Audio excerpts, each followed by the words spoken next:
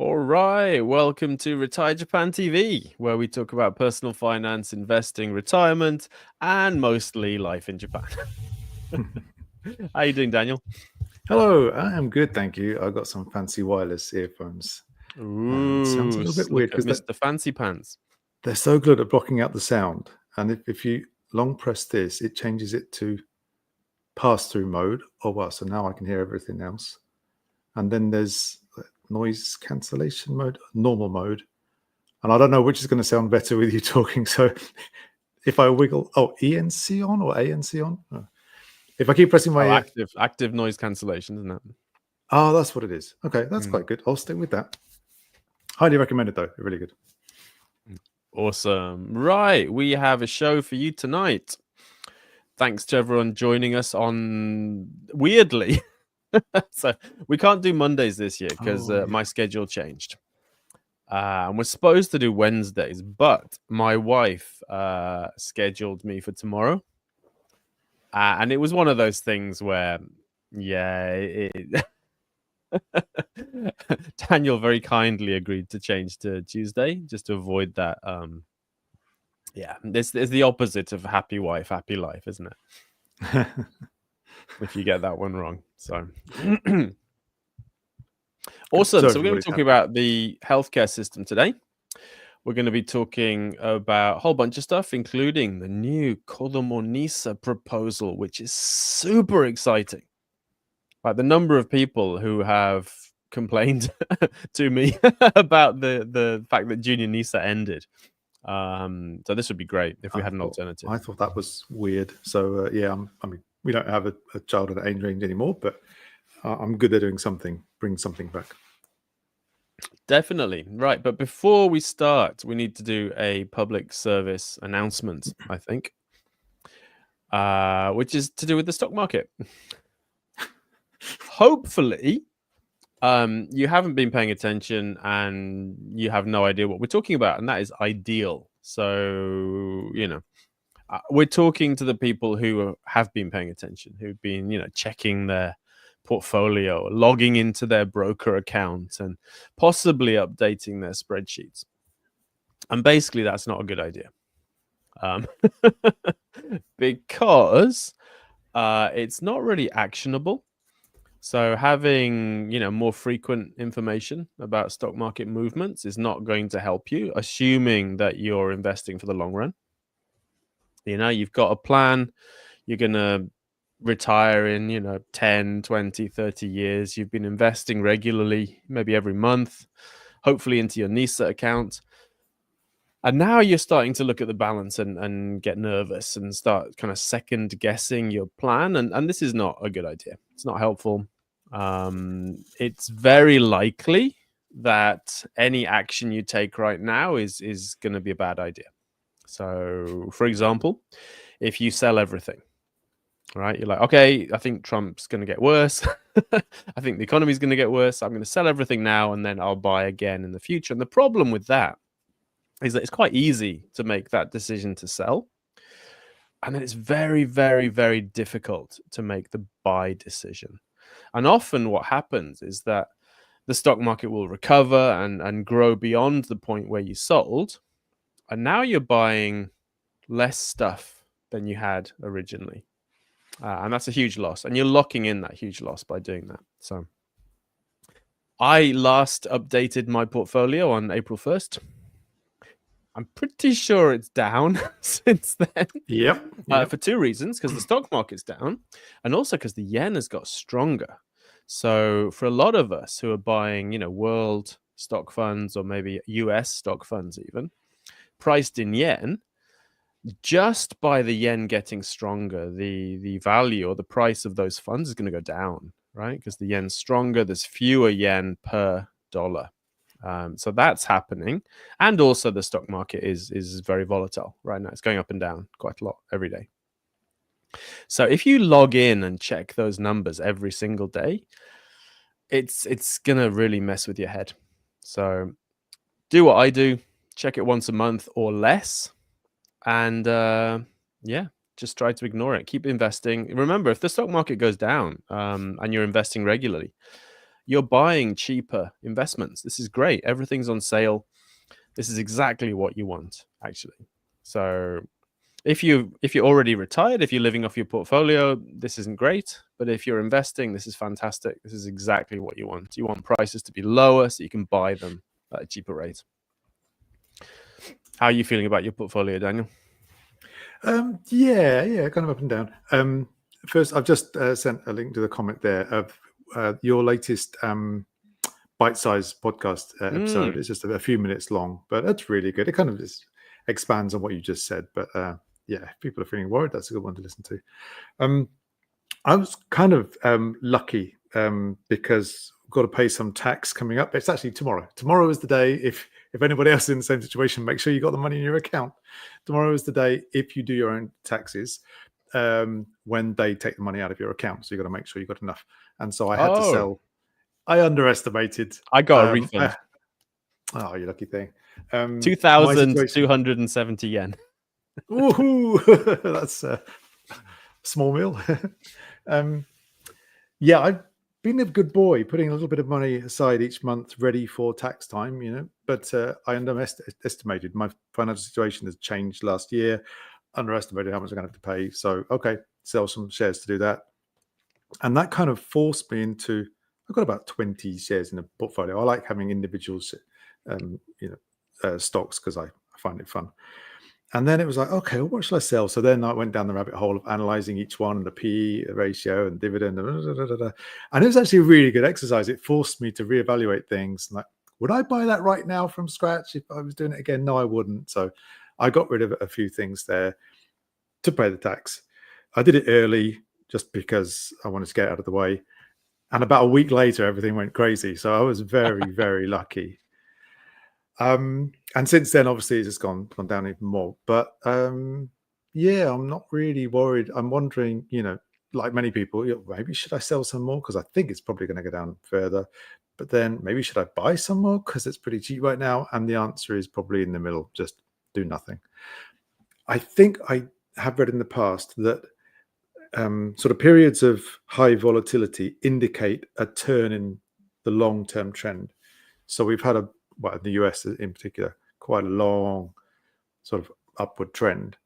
A lot of volatility now would imply that we're now going to head into a long downward trend. However, there are huge incentives on the government to do all this string pulling to keep things going up. So, and then on top of that, you've got the dollar exchange rate with the yen. So, yeah, I'm just not going to even bother predicting. Yep. And I tend to recommendation. I tend to focus on high dividend. Yeah, I tend to focus on high dividend stocks as well, and I'm sure some of them might, hold or even reduce their dividend a bit. But generally, as long as the dividends keep coming in, then that's my strategy working. So, yeah, fantastic. But brace yourselves. On May 1st, I may be like, what happened to all my money? We'll see how that goes. But I'm not really gonna look at it before then. So we'll see. Mm-hmm. All right. So our main should we answer the question? Let's answer some questions. Yeah, let's do that. Before we head into the main topic already. Saitam Andy, hello. Not a question, but he's just pointing out that his American friend in Tokyo is impressed by just how many drugstores and pharmacies there are. Yep, and they develop those supermarkets a lot of the time. Yeah, but recently they've exploded. At least in Sendai, it seems like every other shop's a drugstore now. Particularly because they're aiming at the kind of casual supermarket shopper as well. Mm-hmm. So they've got fresh meat and vegetables, and it's almost like they're trying to take over the supermarket market. Yeah. It seems like they're the new coin laundries. A few years back, everyone was opening a coin laundry business, and now everyone's all the drugstores are everywhere. So, yeah, we got a new Create opened not far from us. There's already one about 200 meters away from it. I don't understand what's going on, but I mean, the money must be working out financially for them. So, yeah. We'll see. Anyway, we do have a proper question from Jason Smith. Hello, Jason. Are you both doing your own taxes via the online portal, or are you employing someone to do them for you? At what point do you recommend the switch to using a tax accountant? It's a very good question. Yeah, it's a great question. So for me, I work a little bit for my wife's company, so I do get a salary from there, and then I do my own taxes for my RetireJapan stuff, which I file as miscellaneous income, which is the easiest way to file it. It's the least tax efficient. I would probably save money if I, filed as a sole proprietor on the blue form and all that stuff, but I can't be bothered. I'm very lazy at heart. So yeah, I find it quite easy to file on the portal. I think it took me about 35 minutes this year. It was fine. It's very easy. But my taxes are very simple. So I've got my employment income. I've got my income from RetireJapan. I've got my expenses from RetireJapan. And those are two numbers you plug in, basically, if you're filing miscellaneous income. And then I've got some charitable donations. I had some Furusato Nose, and that's about it. And so it was very easy. It was very simple. And I really like the tax system here in Japan. I think it's very user-friendly. If you've got questions, you can go into the tax office and they'll walk you through it. So I think generally, unless you have your own business that's a little bit complicated, or you employ staff, then you probably don't need an accountant in Japan. What's your take on that, Daniel? Pretty much the same. So I'm pretty much exactly the same as you, with the employment income, a little bit of money coming in from websites with a bit of expenses offset, Furusato Nose and charity, and then we have a mortgage on here, which works out as some kind of reduction. You've got the mortgage tax break, you lucky dog. Yes, and they give you, when you buy or you get the mortgage out, they give you, I think it was it 10 or 20 years worth of paper. So the identical paper form, 20 copies of it for each year. So you've got to save it for 20 years or whatever. It's 10. Or 10 or 13. Oh, okay. Recently 13. And it's not super user friendly, but anyway, you do it 1 year, and then each year is basically the same thing, just the numbers change slightly. Just have to remember not to lose it. So, and that's it. So we don't have our own business or anything. We don't have investment property. So it's pretty straightforward. And the company I work for is a US company, so I'm classed as a contractor officially from Japanese tax point of view. And I wasn't really sure what to do. So we got a tax accountant, and the first couple of years we met up with her. It was an hour, maybe two maximum, to go through everything, all the receipts the medical receipts as well from Kusuri or whatever. And I think the second year she said to us, "Look, you don't need me. It's so simple. You know what to do. Just do it yourself." And even so, it was just over, at that time, it was Ichiman Nisen, 12,000 yen or so for the 2-hour session. Probably about, I don't know, 20,000 now, maybe. But it was so worth it. And we were reassured, just not necessarily because it was making it easy, but just because it was reassuring us that we weren't missing out something that would get us into trouble later. That then led to us doing it by ourselves every year. But the great thing with the online portal is you can save the data as you go through the form. Each time you sort of do one page, you can say, save data, save the data, save the data. I got about 12 versions of each year's data just in case. And so the following year, you reload the data, and then your employer is in there. Your basic info is in there. It just makes it so much easier. And then you just sort of, most of the time, just tweak the numbers from what happened last year. So I would recommend doing it yourself, but for us, it was very valuable, at least 1 or 2 years, just to get a tax accountant to hold your hand, just to make sure you're not messing up. It depends how nervous you are. Absolutely. Or the other option is you can actually take all your stuff into the tax office. And what happens there is that they actually get you to log on to the online portal, but you have someone standing next to you saying, put that in there, put that in there, put that in there. So if you're not sure, that's one way to do it. And then the following year, you just do the same thing, basically. So that can also be a good option. Yes, 1 year I did go and ask them about some question, and this was mid-year, so there was no queue or anything. And yeah, super, as you said, super helpful. Yeah. If you don't want to splash out on a tax accountant, go to the tax office and see if they can do it for free, because they want to help. Yeah. I think the tax office is probably the best branch of government here in terms of public-facing public servants, like fantastic, unless you get audited, and they are not nice. So, I haven't I've been not had audited. this. All right. My wife's been audited twice. And basically, because the audit people are basically like the police, so they're more like the police than the tax office. So they're very unpleasant. So you don't want to get audited. It's very stressful. So it's basically different people. The tax office is one thing, and then the auditing it's a division of the tax office, but they're not friendly and nice. Yeah. Yeah, not had that. I'm expecting it at some point. Cross your fingers that you need to flag them. Like she got flagged because we moved, so we had to move to a different tax office. And if you do that as a sole proprietor or as a business, they tend to like audit you, basically. Yeah. Oh, here we go. Yeah, Jonathan Osnar, thank you. Good question. So yeah, why would they audit you? What triggers that? Moving to a different location, possibly. Could be. And also like the bigger you are, right? They're going to audit rich people more because there's more money to be made there. If your taxes are minimal, then they don't really care. Like often when you talk to the tax office, you're like, do I need to file this? They're like, don't bother. We don't care. It's not enough money to be worth our while. So yeah, the bigger your income, the more complicated your affairs. If you have a business, if you're, I'm guessing. And then moving is a thing because they're getting a new person, basically. Okay, yeah. But apart from that, I think it's just sometimes it's just random, isn't it? They don't necessarily want you to know when it's going to be triggered because they want to keep you on your toes. Yeah.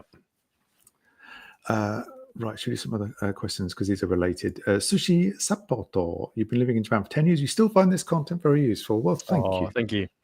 Very kind.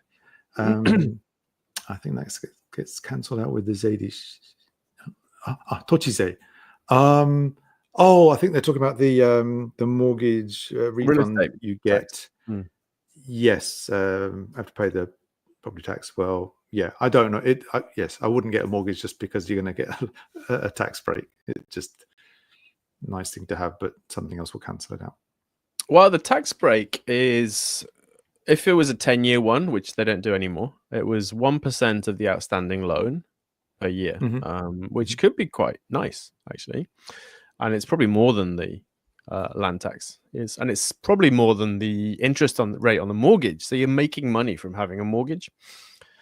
The recent version is 13 years, and you get 0.7% of the outstanding loan as a tax break. But either way, it's very nice to have, and it can considerably reduce your taxes.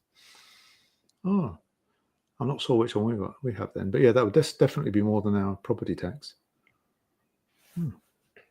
If you've got a loan at 0.3% and you're getting 0.7% back, it's literally free money. So that's one reason why it's a good idea to have a mortgage in Japan generally, and it's a bad idea to pay any more than you have to, like to pay a deposit on the house or to prepay the mortgage before the tax break runs out, because you're just reducing the size of your tax break at the end of the day.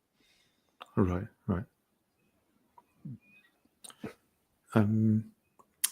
Good question. Andy has a question. Any considerations for RSUs? You'll have to explain what that is. Even if issued in the US and not sold or changed in any way, where essentially the only thing connected to Japan is the person who received them? RSU is a restricted stock unit. I think some kind of stock option. I'm not familiar with this, but if you live in Japan, you're working in Japan, then they're taxable in Japan. So, Okay. And then 123 Schlep, I recognize that username. Hello again. Would you have any recommendations for US citizens filing taxes both in Japan and the US? Any good resources out there or accountants to contact for assistance? I'm guessing Retire Japan Forum has had this. Yeah, the forum's got at least one thread about this. The one thing I would say is that you probably don't want the same person doing your taxes in Japan and your taxes in the US. Just because overlapping fields of expertise tend to multiply the fees. So someone who is qualified to do your taxes in Japan and your taxes in America, it's going to be very expensive. So you're probably better off getting a Japanese accountant here if you need one, and then a US accountant in the US. But yeah, I would have a look on the forum and then possibly on Reddit on the Japan Finance sub. See if you can get any recommendations there. Mm-hmm. Wow. Yes, I've just found. When is this from? It's from a couple of years ago, actually. But then, no, okay. A thread on Retire Japan, which I'll put in the comments. Recommendation for a Japan tax accountant or attorney for US source retirement income. And people have put in a couple of links there. It was started 3 years ago, but there's been a response this year as well. So it seems quite active. Let me put that in the comments. That's not the only one. Do a search on the forum, but there's a starting point for you. Nice. Right. Let's crack on. 20 minutes in, we haven't done anything yet. All right. So we're going to talk today about navigating the health system here in Japan, because it tends to be something that you won't be familiar with until you need to be. And, if you suddenly need to have an operation or if you suddenly end up in hospital, that is not really the time to be figuring things out. So I was very lucky. Until the age of 40. I was never ill, never had to see the doctor. I was blissfully unaware of how charmed my life was. And then after 40, I made up for it in spades. So I've been in and out of the hospital all the time. It's like my wife says, like, oh, how many doctor visits do you have this week? And it's like, oh, yeah, okay, 2 or 3. So right now, I have an ENT clinic I go to regularly for seasonal allergies. That's an important one. Actually, my first kind of recommendation would be to shop around for the doctors that you're going to need regularly in Japan. What do you mean shop around? Well, the nice thing about Japan is that you can go to any doctor you like. Mm-hmm. And I find that the quality of service, the ease of access, the kind of the quality of different clinics is hugely different. So far, I've got right now, I have my ENT clinic where I can just show up and say, hey, just give me my meds if it's busy, and it'll take 10 minutes. I've got my dentist that I like, that is like very nice. I've got some trauma around dentists. So when I was a kid, my dentist in the UK did my fillings without anesthetic because it was only a small one. So yeah, that was. So I'm a little bit twitchy around dentists. I've got a really good dentist now, but it took a while to find him. I've got a seikei, so a kind of physical kind of thing like bones and so on, that has an appointment system that works. So you can make an appointment and they'll actually see you at the time. So you can show up, they'll see you about 5 minutes later. It takes no time. And, normally seikei take 3-4 hours if you just walked into a normal one. So finding the doctors that you're going to use regularly and finding good ones that work for you is super important. And lots of people complain about the quality of medical care here. But I would say they just haven't shopped around enough. So they haven't explored all the options and found the good ones, because there are good ones out there. You just need to go and see a few different ones to find the one that's good for you. Mm-hmm. Yeah. What would you say that was on that? Same. That was weird for me. So from the UK, you have your local sort of general clinic thing, and then you come over here, and it was first on the JET program, very first, and I think I had a cold or something, and they ask you, which sort of hospital you want to go to. I don't know. I want to go to the local hospital. But what's wrong with you? You got to work out what's wrong with you first, and then decide yourself where you want to go, which is kind of weird. But yeah, once it's sort of established, like local places that you like, then it's a pretty good system. Yeah, I mean that still actually catches me out. Like I had my fainting episode this year where I kind of blacked out. Oh dear. And we were like, which doctor should I go to? So ended up going to like a brain place where they did an MRI of my brain and that kind of thing. But yeah, it's interesting in that way because you don't have someone to navigate the system for you, which is what a GP would do in the UK. Right. The flip side is though, if you want to get specialized treatment in the UK, it takes like 18 months. Whereas here, you can basically go anywhere and get seen on the same day. So, Yeah. That's It's one really good. really big benefit of the Japanese system. Yeah. Speaking of being seen the same day, so people probably think this is obvious, but I didn't get it. I wanted to go and see a doctor for it wasn't hay fever. I can't remember what it was now, some allergy thing. And right, it's always busy, so I'm going to beat the rush. They open at 8 o'clock, so I'm going to go in there early and beat the rush. And so I get there, and there's like one other car in the car park. So brilliant. So I'm sitting there waiting in the car park.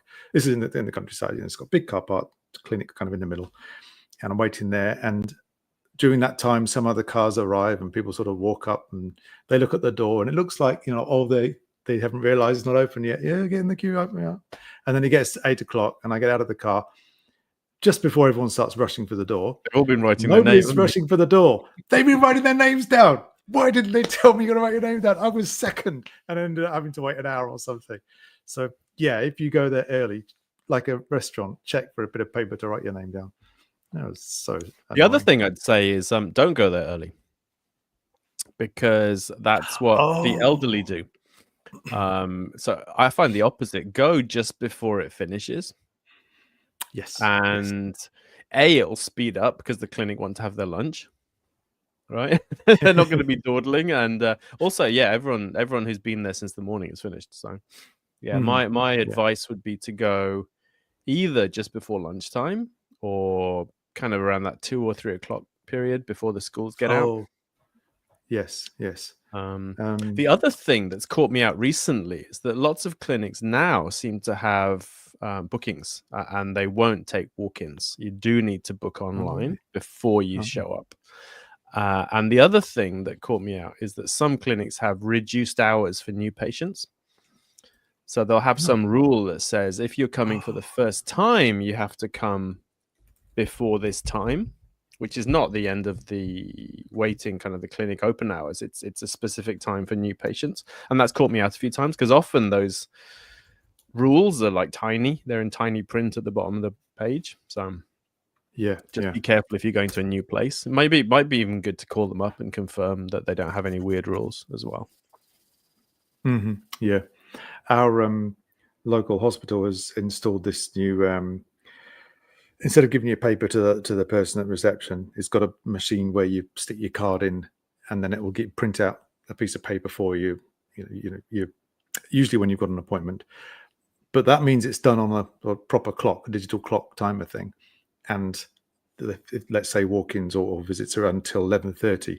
1 second past 11:30, it doesn't work. You're too late. Yeah. Whereas if it's a person at the desk, okay, you be quick. So just be careful if you're running a tad late. These new machines won't forgive you. Another big change recently is using my number as a health card, right? Have you noticed that? Like, basically, no, they're not going to issue health cards anymore. And they're only valid until December, I think, this year. And then you basically got to use my number, unless you're super stubborn, in which case you can get a little paper certificate. But I'm sure it's going to be very inconvenient to use. You're super stubborn. I see. I am. I don't have a my number card yet. I don't like it. And I've Color me surprised. It's voluntary, but it's going to be compulsory very soon, or at least it's so awkward that you'll have to. I'm ready for that day. I kind of, it's weird because I had a real problem with my number, but for health, I do approve of it because all your health records are now linked to my number, which means that different clinics can access them. So something that used to do my head in was like, if you went to one clinic and had an X-ray, and then you went to a different clinic, you'd have to have the X-ray again because they couldn't access the original one. And if you wanted to take it with you, you'd have to pay like 8,000 yen or some stupid fee to get the CD-ROM of it or whatever. But now with my number, assuming you're using my number with both clinics, they can access those things. So it's going to really streamline health a lot. Also, the kusuri techo thing, your little notebook with all your medicines in, it's all going to be online now. So, I mean, you have the privacy concerns, like, is someone going to have access to your medical history? But I don't really care about that. But I do like having all my hospitals aware of what's going on and not having to fill in endless paper forms. So I think there are some advantages to the system, at least. I agree. Yeah.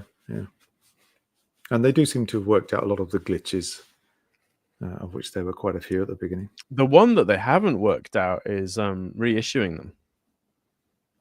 It still takes ages. Like one of our teachers went in yesterday she got a new visa, so she had to get a new My Number card. She said it took like 4 hours to get the My Number cards, which is ridiculous. Oh, and you've got to sit and wait there the whole time. Apparently. So, I mean, if you're going to make it compulsory for health cards, if you're going to put driving licenses on them, it has to be better than that. It has to be smooth and easy to get it renewed or to get it replaced or whatever. I'm sure they'll get there. Another important thing is the big medical expense system. Have you ever had to use that? No, fortunately, but you did a video about it, didn't you? I think the other day. Well, it wasn't the other day.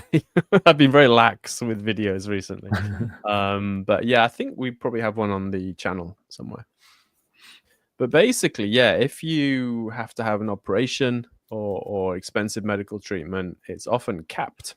So you have to pay up to a monthly cap, which is generally about 70,000-80,000 yen, depending on your salary. It could be higher if you're a high income earner. But it just means that, when I had one of my operations, for example, I think it was 3 million yen in total. But I only had to pay 70,000, which was my monthly cap. So it's a very nice system that the government is currently talking about foreigners abusing it. So fun time. Yeah. Wait, you said it was only 70,000? Yeah, the monthly cap, yeah. Oh, wow. From a 3 million. Yeah. So the other 3 million was all paid by the national health insurance. So. Wow. The problem is, if you don't know about it, you could well just pay the full amount. So it's anytime you have that kind of hospital visit. Now, the nice thing is they've changed the system now. So you get it through My Number. If you have a My Number card, you don't need to go and apply for the high cost medical deduction thing, which is what you used to have to do. You can just say, I want to use it. There's a little box on the My Number machine, and it all does it automatically, which is very, very nice. Okay. Stubborn people with their little paper certificates might still have to do the paper forms and stuff. Yeah, old school. You're right. So yeah, you're right. It was a while ago. A year ago, you did that video. I swear it's not a year ago. Anyway, yes, a very good video about the system, and I recommend people watch that to learn more. Hopefully, you will never need it, but if you do, it's there. If you do, it's a lifesaver. Yeah. They were going to put it up, so they were going to raise those monthly limits, but they've given up because of all the public kind of annoyance about rising cost of living and stuff. So that's been shelved, which is nice. Anything else? So I had someone mentioned Kyukyusha, an ambulance. I did have an ambulance once. I have a problem with my back, and if you don't have a problem with your back and people say, oh, my back hurt and I couldn't walk, you think, yeah, it was, I'm sure it was hurting, but you could have walked if you need to.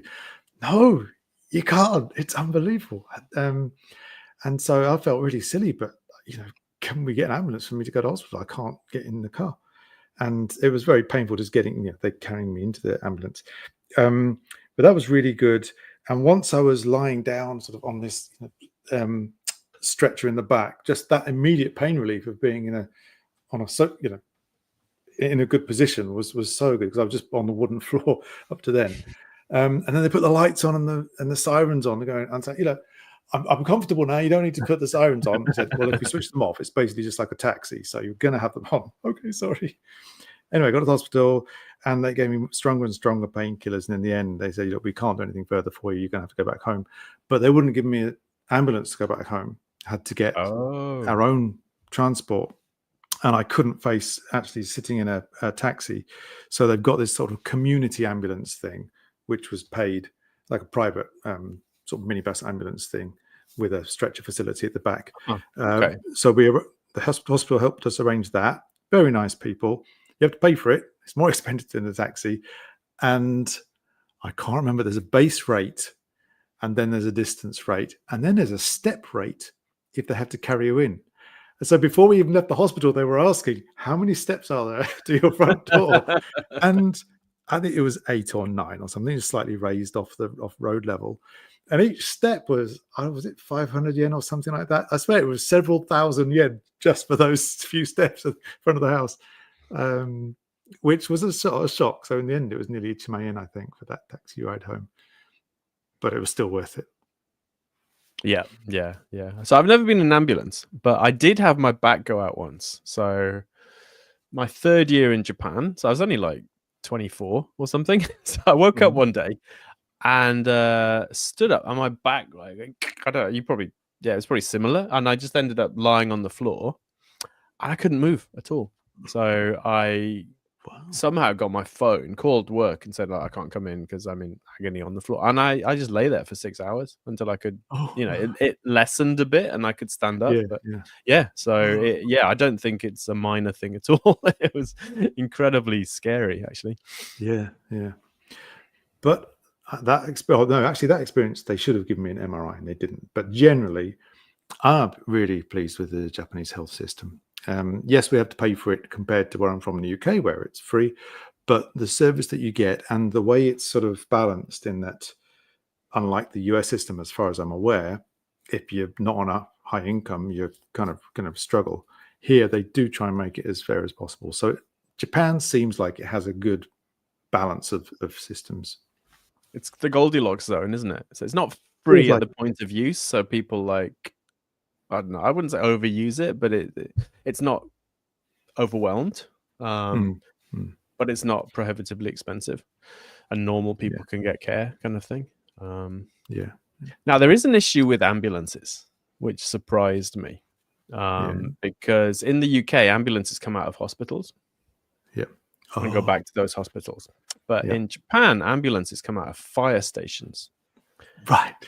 So they have this ridiculous system that does my head in still, whereas basically the ambulance will go to your house, and then after they pick you up, they will start calling hospitals and say, hey, could you maybe fit us in 10 minutes time? And the hospital has no duty to say yes. The hospital will be like, nope, that's not convenient for us.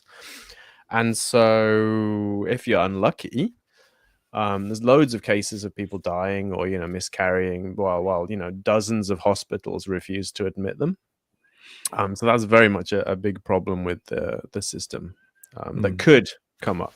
So yeah, especially if you're in a less urban environment. Like, one of our students got hit by a car just outside the school, broke her leg. And we called an ambulance. Ambulance came, picked her up, and then she sat there for 50 minutes calling hospitals before they went anywhere. Right? They're not going to leave until they get a positive response. So I see. And that was minor. It wasn't life-threatening, at least. But I heard it happened quite a bit during COVID, where hospitals didn't want to accept.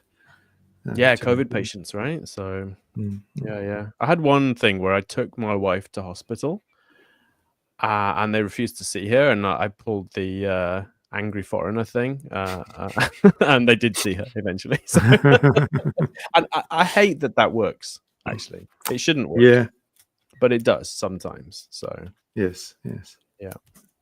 So just showing up at the duty hospital can sometimes work as well. Should we get through some of the let's do some questions, medical questions? We'll come back to, so we want to gift tax. Maybe we'll just come back to that in a second. We'll just focus on the medical ones initially. Sushi, and then I want to talk about our experiences, like specific good and bad, like seeing doctors and hospitals and things. I've got a few. I'm sure you have too. Not really, but okay, yeah. So Sushi Sapoto asks, I hear it is not recommended, but you can go to 2 hospitals in the same if you are not sure about one. I have done it once, didn't get into any trouble.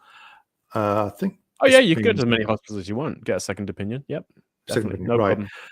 They'll often ask, "Have you been to a different hospital about this?" Just say yes. I think it used to be frowned upon, or at least really? so I think my wife or my wife's parents, they would not go to another doctor because it's so disrespectful to the first doctor. The At least sensei. I You think it's like mustn't offend the societal, sensei. right? It's Yeah. societal pressure. There's no rule saying you can't, and these days I think it is more and more accepted. Yeah, definitely. I've I've been to like 12 different seikei in Sendai before I got someone Wow. to actually give me a proper diagnosis. So yeah, definitely shop around. If you're not getting the care that you need, Yeah. keep trying until you do. Yeah, well, that ties in with Jonathan's comment, which is finding a favorite clinic is a bit hard. Yeah, sometimes I've lost faith in most of them, especially if you don't speak much of the language. They won't bother to explain what's wrong. Yeah, kind of hit and miss. I have had some doctors where, despite me speaking Japanese, they'll want to speak English, and they got very, very good, like technical level English, and that's really impressive. The explanation is not a language thing. My Japanese is fine, and there's loads of clinics where they won't explain stuff properly, or they won't take the time to explain stuff, or they'll get annoyed if you ask them. So yeah, you need to find the clinics with the good doctors who are very happy to walk you through everything until you're satisfied. Yes. That's a doctor thing. It's not a language thing necessarily. Yeah. Sushi Sapoto again, a random information. If your medical fees exceed 100,000 yen after insurance, you will get a tax break for that as well. Yes. Save your receipts, not just from the doctors, from the hospitals, but also I think for the medication at the pharmacy. And I think also if you need to get a taxi to go to the hospital. Transport, any associated expenses, Right.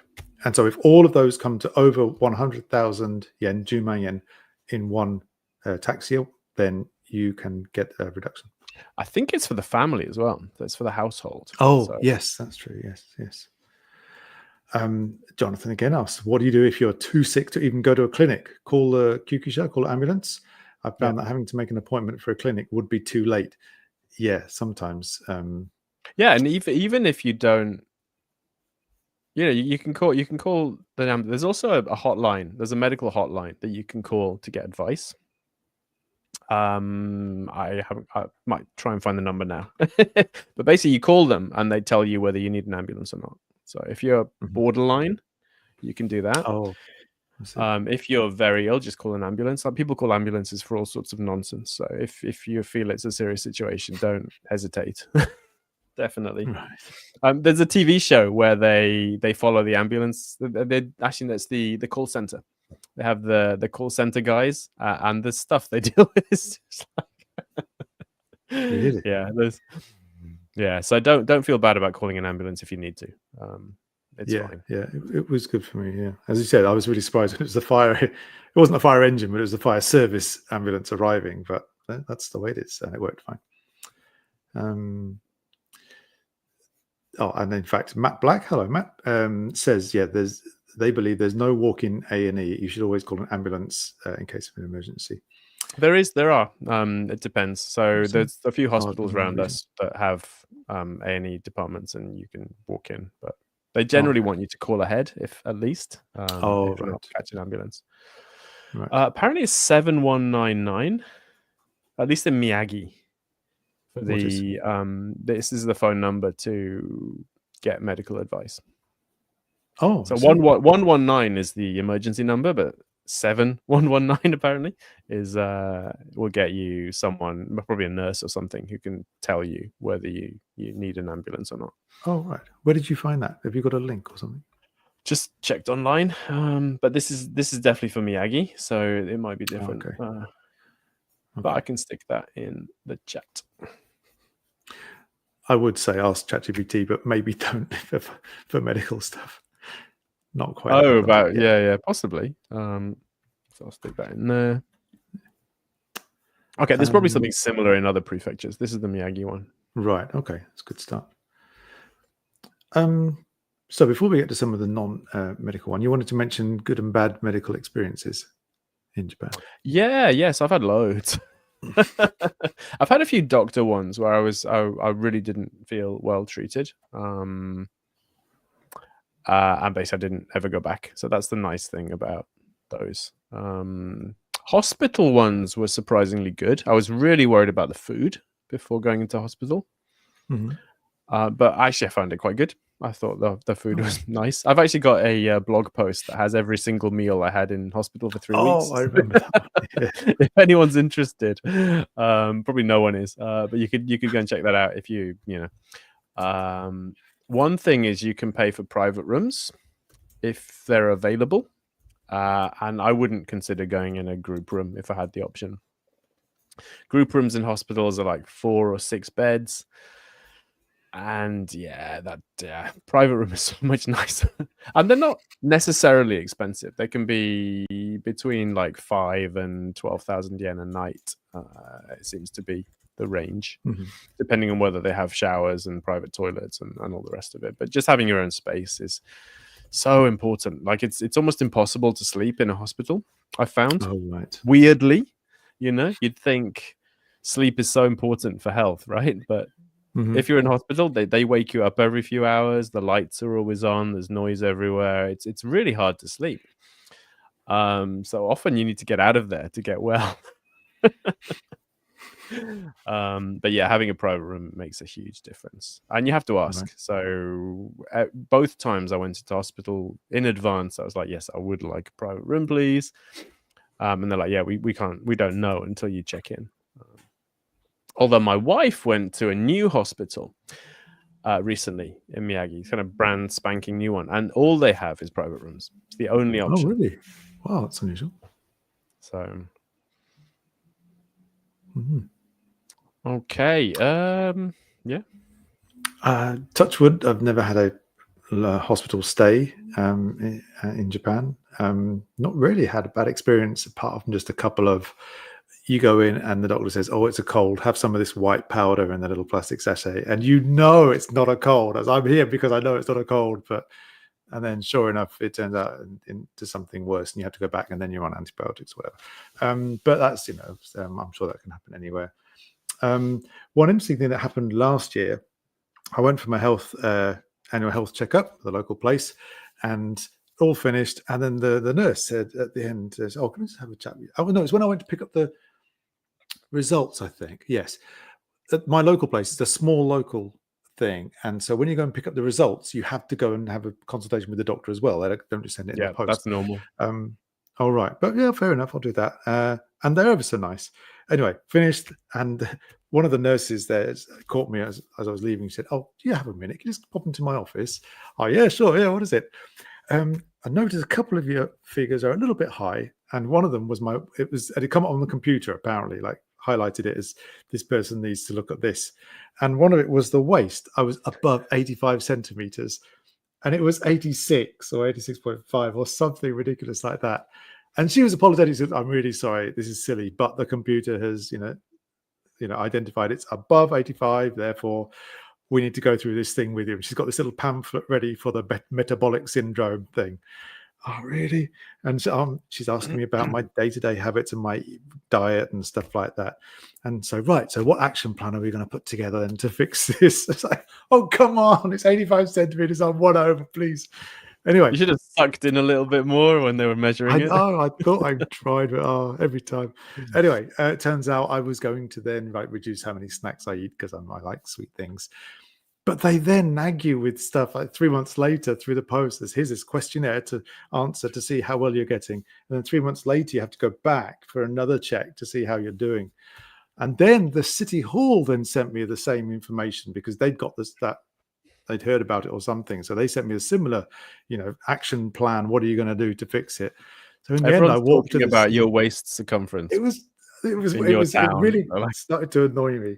In the end, I filled in the questionnaire and I delivered it by hand to the city hall place, to the desk, and to show, look, I'm not, overweight. Please come on. And the lady did actually say, "Oh, yeah, the system doesn't really cope with non-Japanese body styles. So in this case, don't worry about it so much."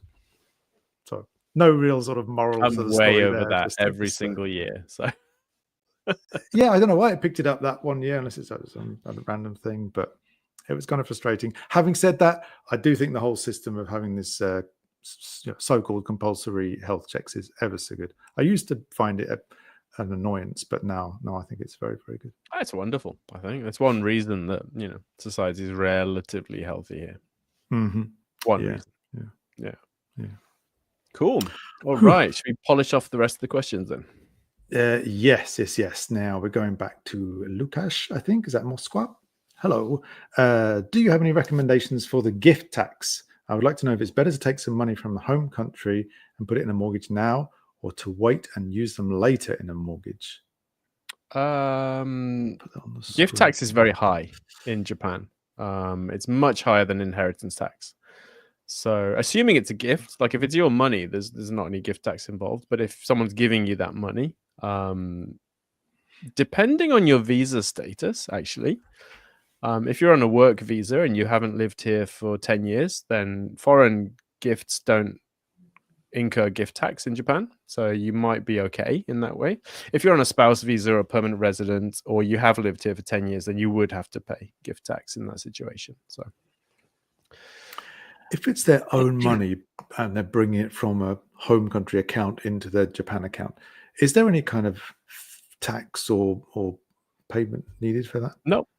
As long as you've been declaring dividends or interest or capital gains and stuff like that, if necessary, bringing your own money to Japan is not a taxable event. Right. The bank will say, "What's this money?" and you just go, "It's my savings," and that should be the end of it. Yes, I had that one time, and I had to send them a photo of the paperwork to prove that it was mine. But then it was all fine once they seen that. Yeah, the tax office might call you in and say, explain where this came from. But as long as you're able to do that, it's fine. Mm-hmm. Okay. A friend of mine got dinged when he hadn't been paying his capital gains tax. So that turned into a bit of an audit situation. So. Oh dear. Right. Michael explains. Hello, Michael. Is the tax break for a mortgage applied for owner-occupier homes or just investment properties?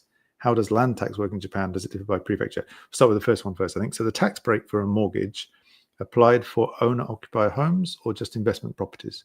It's not available for investment properties. So it's only available for your home. So second homes, on the one hand, banks, I think, will charge you a higher mortgage interest rate, and that there is no tax break on it. So it's a much higher cost proposition than the house you live in. And then how does land tax work in Japan? That's a good one. Does it differ by prefecture? It's basically levied as a percentage of the value of the land and then a percentage of the value of the building. I don't know if it's different by prefecture. It might be. It's definitely collected at the local level. I don't know if it's set at the local level. I did a blog post recently about land tax. So if you want to see mine and what the percentages are, you did, yeah. You can check that out on the RetireJapan blog. I can find that. Yeah, for us, when we bought this place, then they came and assessed the value, and it pretty much hasn't changed since then in that past 5 years or so. And I think 90% of the tax is because of the land, and like 10% or something is because of the building. It's ridiculous, considering how much we spent on reform and stuff like that. Right. Property tax, but it's relatively low, and yeah, it hasn't changed over the last 5 years, so it's pretty good. Property tax. Found that blog post. Put it in the comment here. There we go. Awesome. Thank you. Right, so we had a question about my number. So unfortunately, and this is incredibly annoying for people on shorter visas, when you get your my number card, the expiry date is the same as the expiry date of your visa. So, if you're on a 1-year visa, you have to get a new my number card every year, which is incredibly annoying because it takes quite a long time. But yeah, I don't think it's valid once it's expired. So you need to wait until you get your new one. In the meantime, you could get the paper certificate that Daniel has to use as your health card.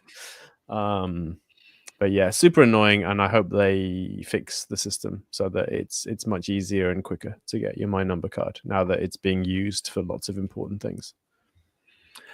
I wouldn't be surprised if they change that expiry date thing, because I think there were some people sort of caught in that thing where they're actually getting it renewed, and something else that where they were cut off from something because it That's had a officially separate expired. issue. That's Oh, really? the banks. Oh, Thing. that was it. Yes. So basically, the police have been pressuring banks to crack down on foreigners leaving the country and either giving or selling their bank accounts to dodgy people. And of course, if you've got a bank account that has no connection to you, you can use it to receive money from scams and stuff and all that kind of stuff. Mm-hmm. So what banks have been doing, or certain banks have been doing, is if they have your Zydu card information, and if you have an old account, they didn't ask you for your Zydu card back then, so they don't know when your Zydu card expires. But if they do have that information, they'll often freeze your account the day it expires. And this is catching people out because they're going to renew their visa. It's taking longer. You get your stamp from immigration that says your visa renewal's in process, and the bank doesn't care. So the bank just freezes your account and says, all right, when you get your new Zydu card, we'll unfreeze your account. But that could be 6 weeks later. So yeah, what are you going to do? That's what I've heard about. Yeah. So the answer is to renew it as quickly as possible when it comes time. Yeah. But basically, the banks should be aware that you do get a stamp from immigration that says it's being processed, and that should be good enough to keep your account open. Mm-hmm. Especially people on the entrepreneur visas are finding their company accounts are getting frozen like this. It's incredibly annoying, because you can't pay your bills or your staff or whatever. So, yeah, big problem that should be easy to fix if someone cares enough to fix it. Mm-hmm. Skimming down to a few more comments. Hugo Almeida, hello Hugo. They had mouth surgery, and having a private room was great. They could turn off the lights and stuff whenever they wanted. Yeah, that sounds like a big benefit. Yeah, and no one watching TV or coughing on you, and yeah, it's it makes a huge difference. Right. Would that be covered as a medical expense though? For the no, you have to pay it out of pocket. But if you have medical insurance, that will pay you a per diem for being in hospital, and if it's high enough, it will cover the cost of the room. Right. Good question. Sushi Sapoto seems to confirm, well, not confirm, but has said that 7119 seems to be the phone number for most big cities for the medical advice. Saitama Andy is wondering, do companies still check your waistline and BMI during their annual medical? Yes, absolutely. And they have quotas. So if too many people are over the quota, then they have to put an action plan together to make their workforce more healthy. So our son, we can talk about him a bit later on, but he just started at a big Japanese company. Everything is like he's going on the salaryman track basically. And before he started, they wanted the results of a Kenko Shindan health checkup. And then even after he started, they then sent him off to do it with the company doctor. Yeah, so he's had 2. So yeah, they're really keen on that. I think they have a duty to monitor staff and help them if there's issues. So, okay. Yeah. We certainly, when I was at university, it was a big problem if you didn't take the health check because it was one of their metrics that they were being assessed on by the government. So. Okay. Yeah. All the staff took the test, took the health check, and so on. So. Jones R227 says they should have those weight checks in the US. In many countries, I agree. I think it's a brilliant system. Seema Lunga, not a question but a comment. They had a health check, found something, had to have an endoscope, but in the end, it was nothing. I'm very happy to hear that. That must have been scary. Right, non-finance one, Hugo again. If getting a large amount of money from a parent for a house purchase is basically the options. What are the options for getting a large amount of money from a parent for a house purchase? Is it 10 million yen-ish thing? I think that means a gift tax thing. or is it early inheritance, or are there other ways of receiving money? Those are the two big ones, basically. So you do. I think there's still a tax break for a lifetime one-off gift to a child or grandchild for the purpose of buying a house. So if your parents or your grandparents wanted to give you a lump sum to buy a house, what that means is the house needs to be in your name, I believe. But yeah, that's one option. And then the early inheritance is another option. I guess the other option would be for them to give you like 1,000,000 yen a year for X number of years. So, Okay. because that's the gift tax free amount, 1.1 million a year you can receive. So, Yeah, that hasn't changed for a long time, I don't think, has it? I think it was a temporary tax break that the one-off gift thing. So you'd have to check if it's still available, if it's available in your area, and all that kind of thing. So right. you can ask the tax office. They should know. Yeah, the tax office are helpful. Yeah, ask the tax office. Kelly Petit or Petit, hello again. Kelly, recognize that avatar. The medical chart doesn't consider bodybuilders and other unique sports. As I've found, even non-Japanese people, anything slightly outside the norm is going to be picked up. Just one of those things. Yeah, although of course. BMI is it's an average thing it's helpful across the population, right? And then you've got to look at individuals. So yeah.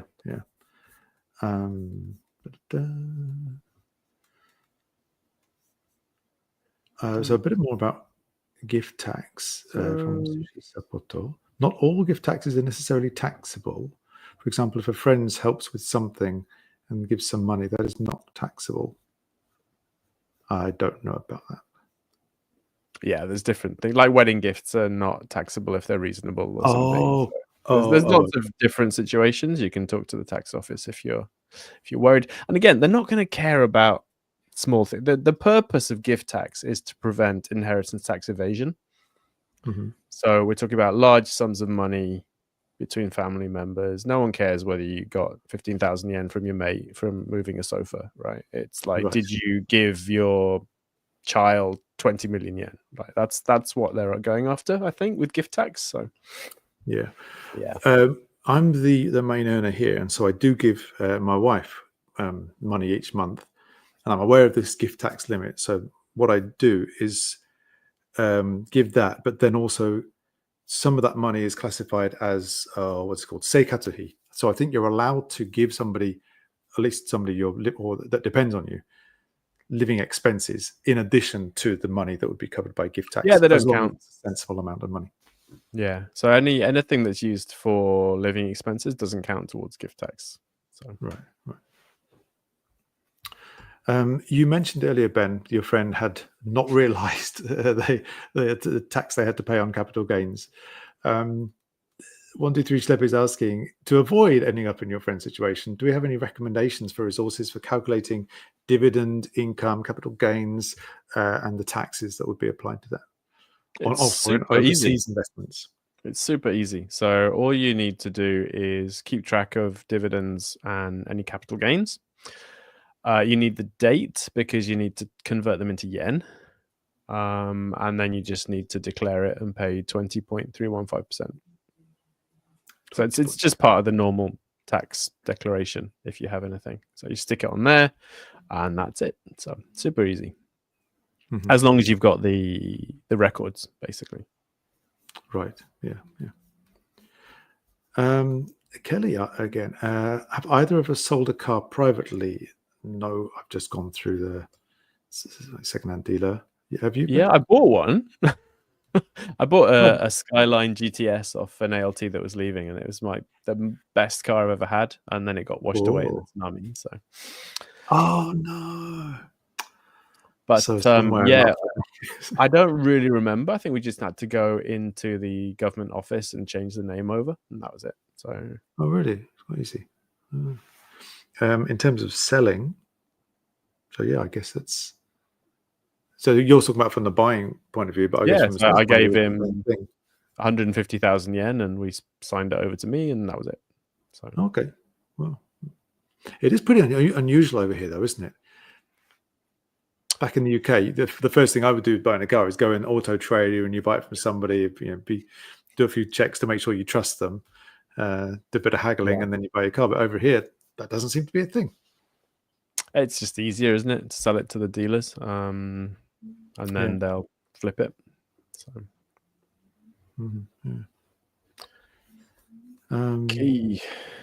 Kelly again. Why is there no privacy when consulting a doctor?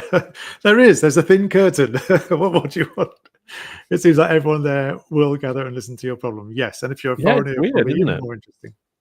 Especially given how anal people are about like kojin joho and stuff, and then your actual like embarrassing medical stuff's out there for the whole waiting room to hear. Yeah. It's weird, cultural, I guess, maybe. Yeah, TIJ. This is Japan. Matt asks, is the duty for an employer to provide an annual health checkup, but up to the employee to take it? I think so. The pressure is on the company, and then they put the pressure on the employee. And I don't know what happens if you say no, or if you say, "Oh, I can't go on that day," and then never actually take it. My colleague said no because he was grumpy and didn't want to take it, and it was a huge problem. So he kept getting, emails and letters from the management saying, "You need to do this. This is screwing up our numbers." Oh, really? Wow. Yeah, so you can not take it, but it would be a problem, and you would be a problem at that point. So I would take it. It's it's helpful. Yeah. Sushi brings up a comment about the bicycles, actually. So I did buy a bicycle not long ago. Met up. It was on Mercari, actually, and it turns out. So I wanted somewhere within the same prefecture, so that technically I could go and pick it up and then cycle back. And I was just praying that it wasn't too far away. Turns out it's the same town, and so we met up in the local park. It was so convenient, and I don't think you have to register a bike, but it's a very sensible thing to do. And you either go to the police, but in this case, you can go to a bicycle shop. Right, yeah. We just went to the local bicycle shop, and they just did the paperwork and stuff, and put a sticker on the bike, and that was it. I think so the person selling the bike had to send over the certificate from when she bought it, and then I took that to prove that it was a legal transaction. I think the problem, so you don't have to register it, but if you don't actually know what the legal status of the bike is.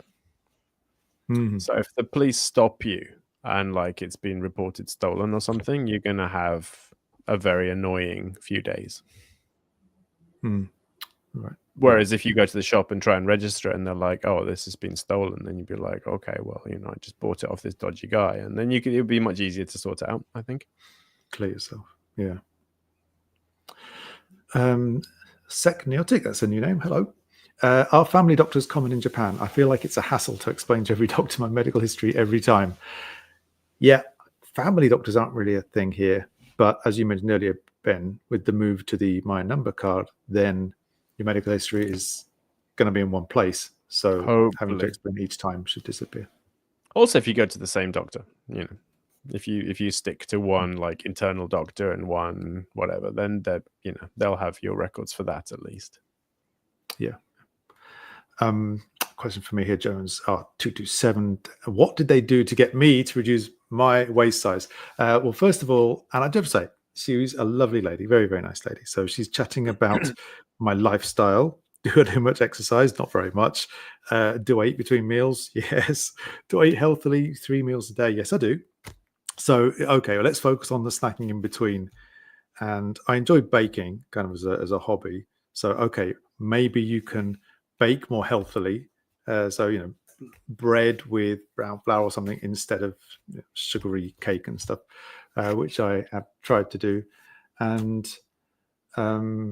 it mostly came from me. She was the one asking the questions about my lifestyle and then kind of pushing me to go into something that it would be easiest for me. So I'm really not a big exercise person. So cutting down on snacks and not eating before bedtime and stuff would be easier. So, okay, she said, why don't we focus on that? And that was it. So really, it's not right. In addition, it was the ingredients as well. So my LDL cholesterol was also high, and it turns out, thank you ChatGPT, that oatmeal is very good for it. Green tea is very good for it. Reducing so olive oil instead of other oils is good. So generally swapping healthy ingredients for non-healthy ingredients. And my cholesterol, it didn't go up at least, but it hasn't gone down yet. But I'm hoping to go back in a couple of months. What you can do if you want to is you can go back and have like a top up mini checkup where they'll just do your blood pressure to monitor just the things that were high last time, and that's still relatively cheap. So I'm going to try and do that soon. Right. And Kelly says that they're getting a different height each year. Yeah, I've had the same thing. 1 centimeter difference. Have you tried this? Measure your height when you wake up, and weight as well. When you wake up and then before you go to bed, and weight and height are both surprisingly different. Yeah, no, I always weigh my weight first thing in the morning because otherwise, it depends on what you've eaten and drunk. So, yes. All right, let's move on. Medical stuff. Yeah. Thank you very much. A lot of questions. Really, really like all those questions. Thank you, folks. I think we can skip the shameful spending today, maybe. Yep. Sounds good.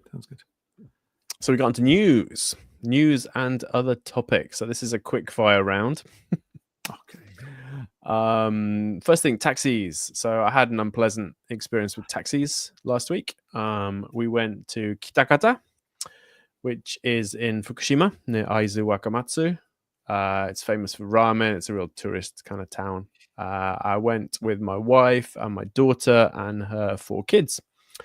And we were going to go, we took this like special train, the super expensive special trains. We took a cheap special train. So it had the like panoramic windows and all that kind of stuff. It was like 3,000 yen more than a normal train. So it was really good value. Bad, though, is it? It's amazing. Outside of, and the level of quality you get here.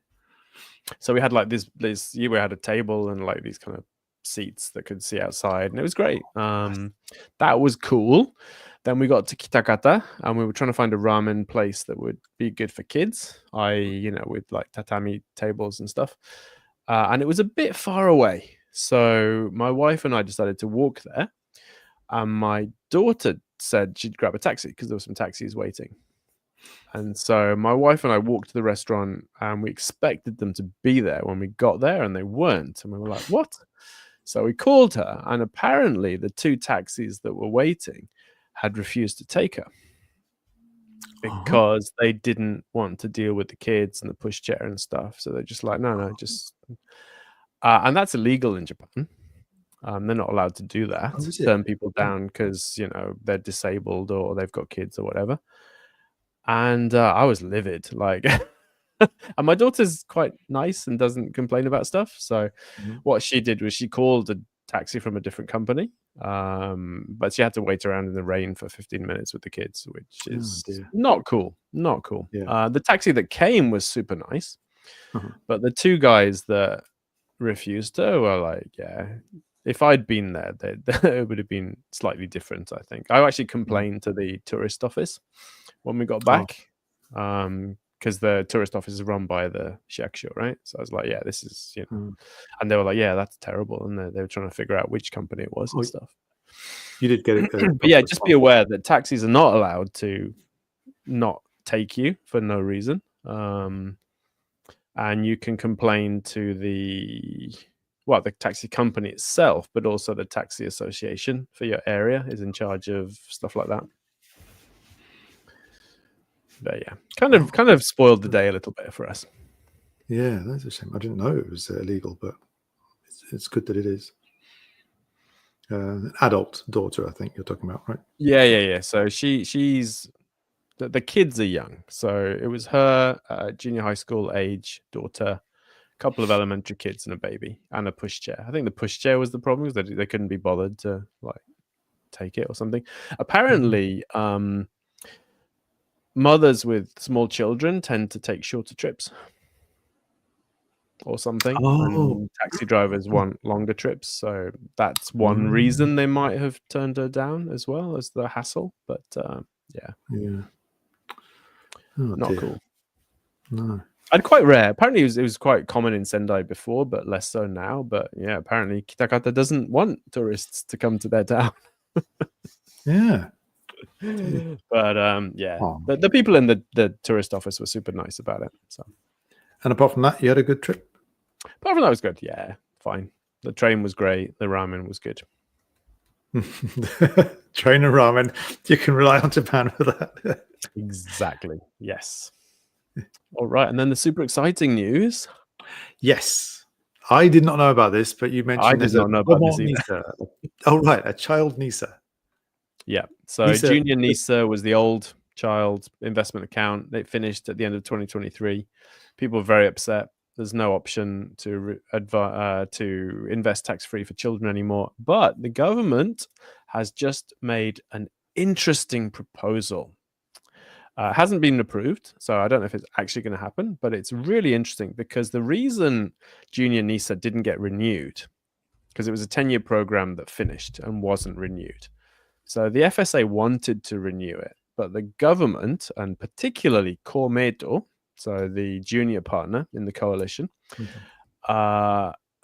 played it up and said that Junior NISA only benefited wealthier families, and therefore it wasn't a good use of resources, and therefore they didn't want to renew it. And they had enough political power that the LDP said, okay, fine, we'll do that. And this new proposal is really interesting because it circumvents that criticism. So the new kodomo NISA proposal, as far as I understand it, is that they are proposing removing the age limit from the tsumitate portion of the NISA account. So right now, you can have a NISA account if you're over 18, and you can't have one if you're under 18. So this proposal is saying you can open a NISA account if you're under 18, and then you could only use the tsumitate portion of that account. Now, the nice thing about this is that you're not getting any benefit from using it under 18. You're not getting any extra allowance. You're still subject to the same tax allowance as the normal NISA account. So it's not benefiting richer families. It's just the same for everyone. But the kids are getting access to it earlier, which is really nice, because if you can afford to put some money away, it's going to compound for much longer.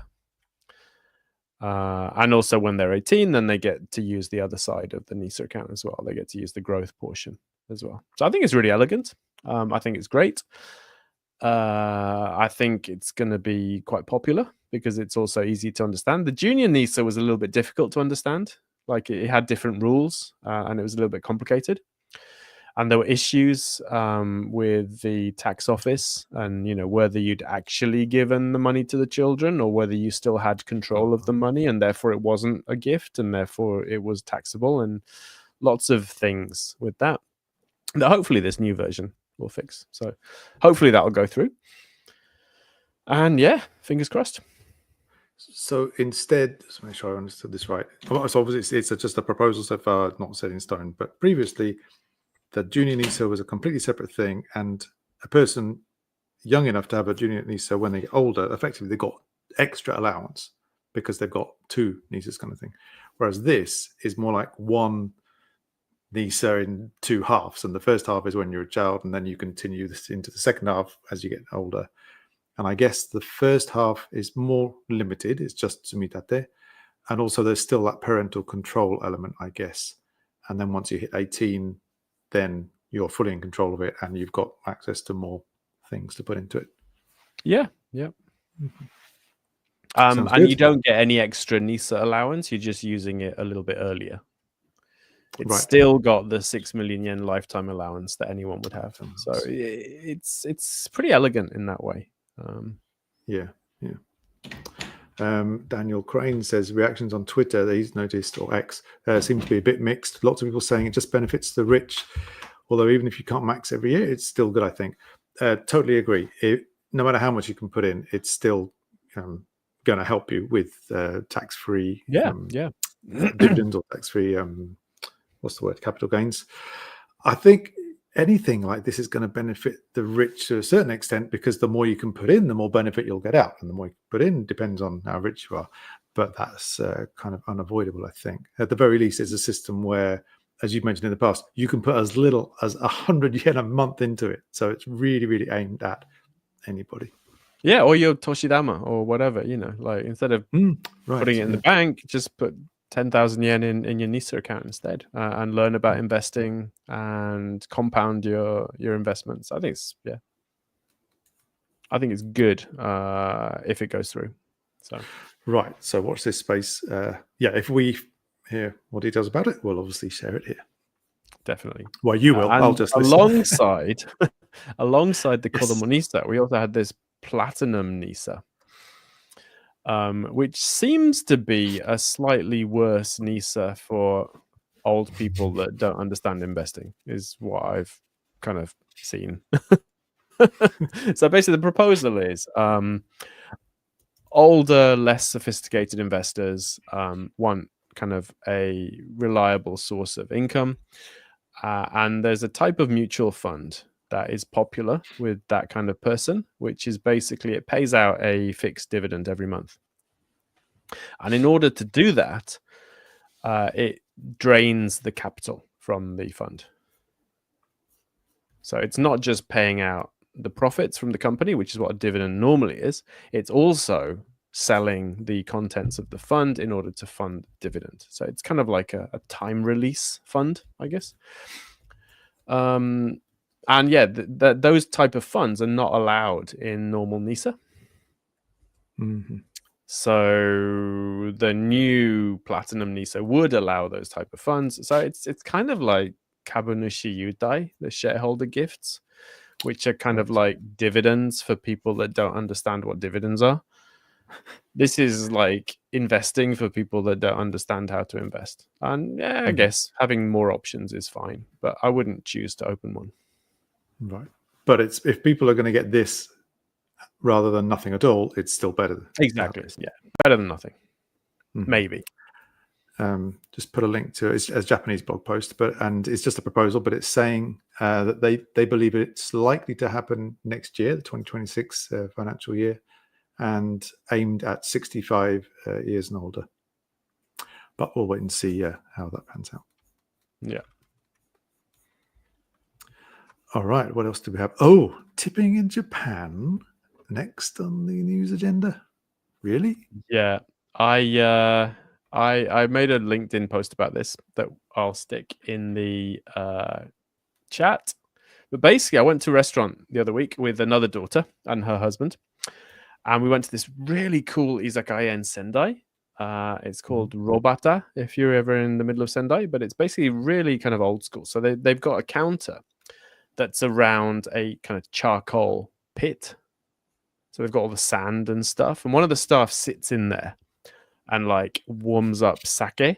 And then they serve the sake by putting on this like, it's almost like a pizza. You know those things that you used to get pizzas out of ovens?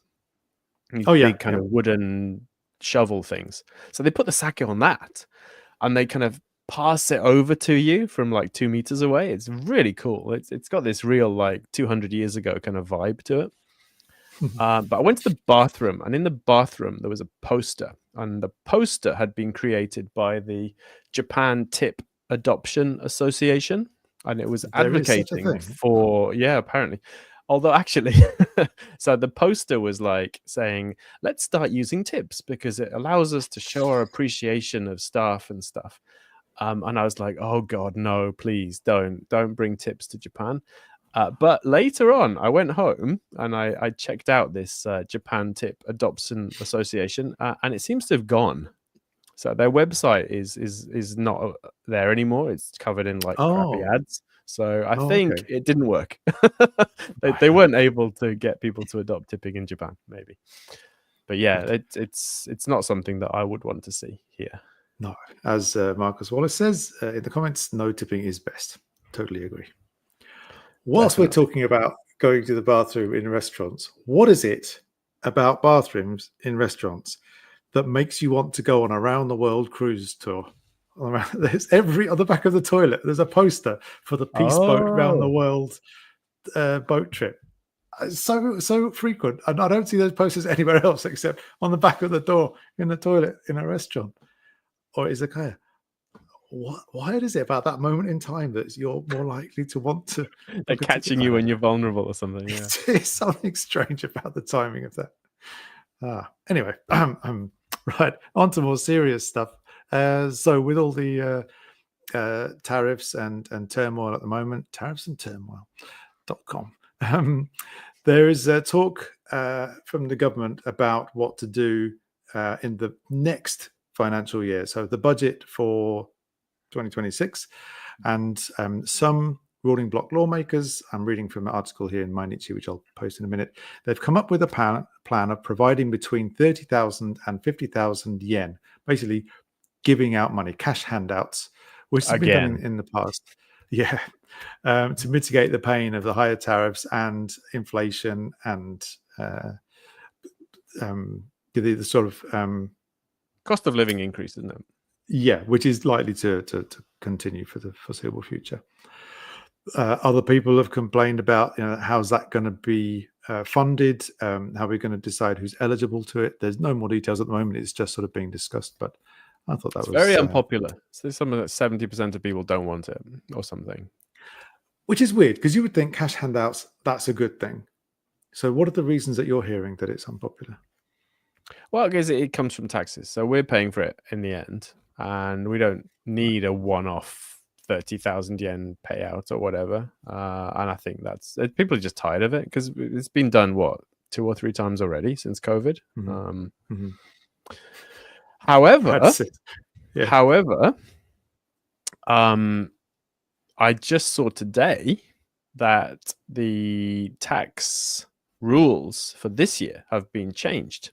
And the one thing is that the personal deduction, which was 480,000 yen, is now 580,000 yen. So that's gone up. Oh.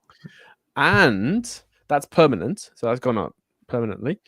And this year only, there's a temporary, they call it uanose. So they're putting an extra kind of tax-free deduction on top of that this year only to help deal with the cost of living increase. And it's the lowest level taxpayers get the maximum, and then it scales down. So the more you earn, the less of this extra tax break you get. But it's quite cool. So for kind of lower to medium taxpayers, you should get a fairly nice tax break this year. Okay, so it sounds like they're already putting in measures in place as alternatives to a cash handout. Yeah. Yeah. So that should be worth, 50,000-60,000 yen to the normal taxpayer. So maybe that's what ended up being the cash payout. Okay. Yeah. I mean, it's still a while until next year's budget, but as Brad says, an election must be coming soon. Yes, it is. I don't know if is it the whole country, but certainly in this area, there's one. Oh yeah, I haven't seen anything yet. Yeah. How much will it cost to send all that money? Yeah, if the cash handouts themselves are going to cost a lot in sort of the bureaucracy and stuff. Andrew Neumann says, I would say that Japan's national debt is over 200% of GDP, and people don't want to burden future generations with yet more debt. Yep, that's probably another thinking behind it. Right, what else do we have with the news? Starting in a Japanese company. Right, so I mentioned my son. Who would do that? Well, he's different to me. I would not want to work in a Japanese company again, although they do seem to be getting better because of the declining population. Even before he started, they're really getting quite desperate to keep people, and therefore working conditions are getting better. So my son left university and started at a big Japanese company in the middle of Tokyo, and he likes it. The commute, he can put up with that. The worst thing so far is the queue for the lifts, the queue for the elevators in the morning, because he's up on the 19th floor or something. And the queue goes outside the building, and they all, it's Japan, so they all very neatly, line up. But you've got to wait a long time just to get on the lift, on the elevator. I used to work on the 18th floor in the Kincho. Oh. And I would walk up the stairs rather than do the lifts. Really? Yeah. 18th? Wow. It would save you at peak times, it would save you 15, 20 minutes because I'll no one suggest else that to walks him. up the stairs, right? So Right. Yeah. Yeah. Wow. Okay. I'll suggest it. Anyway, he's and very it would, happy. reduce your circumference as well. Yeah. So yeah, I thought I'd mention a couple of things that he's been through. He had the health checkup thing, which is kind of common. He did everyone starts on the 1st of April wearing their black suits, which you may have seen on the 1st of April news here. In his case, about 200 people and the various different bosses from the company with a little speech on the stage. That was all very good. The first 3 days or so were everyone based in that central office in one big room, learning about general business etiquette. And he said it was a little bit like nursery school, all sort of lined up in rows in chairs, like listening to the teacher and telling you. He said he's never written so much for a long time because now everything's computer, but they had to actually handwrite all this stuff down. Oh, And the right. first day was just learning, a lot of time was learning how to bow.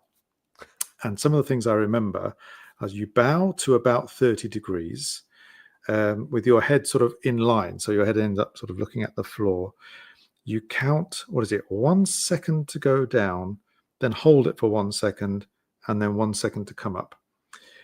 You bow after saying thank you or whatever, but you do not bow at the same time as saying thank you. So you'll say arigato gozaimashita and then start your bow. Your feet, he said, this sounds weird to me, but he said the heels should be together and the feet about sort of 60 degrees between them. Now, this may be different for women. I'm not sure, but in his case, that was what it was. And then, so he's wearing his suit.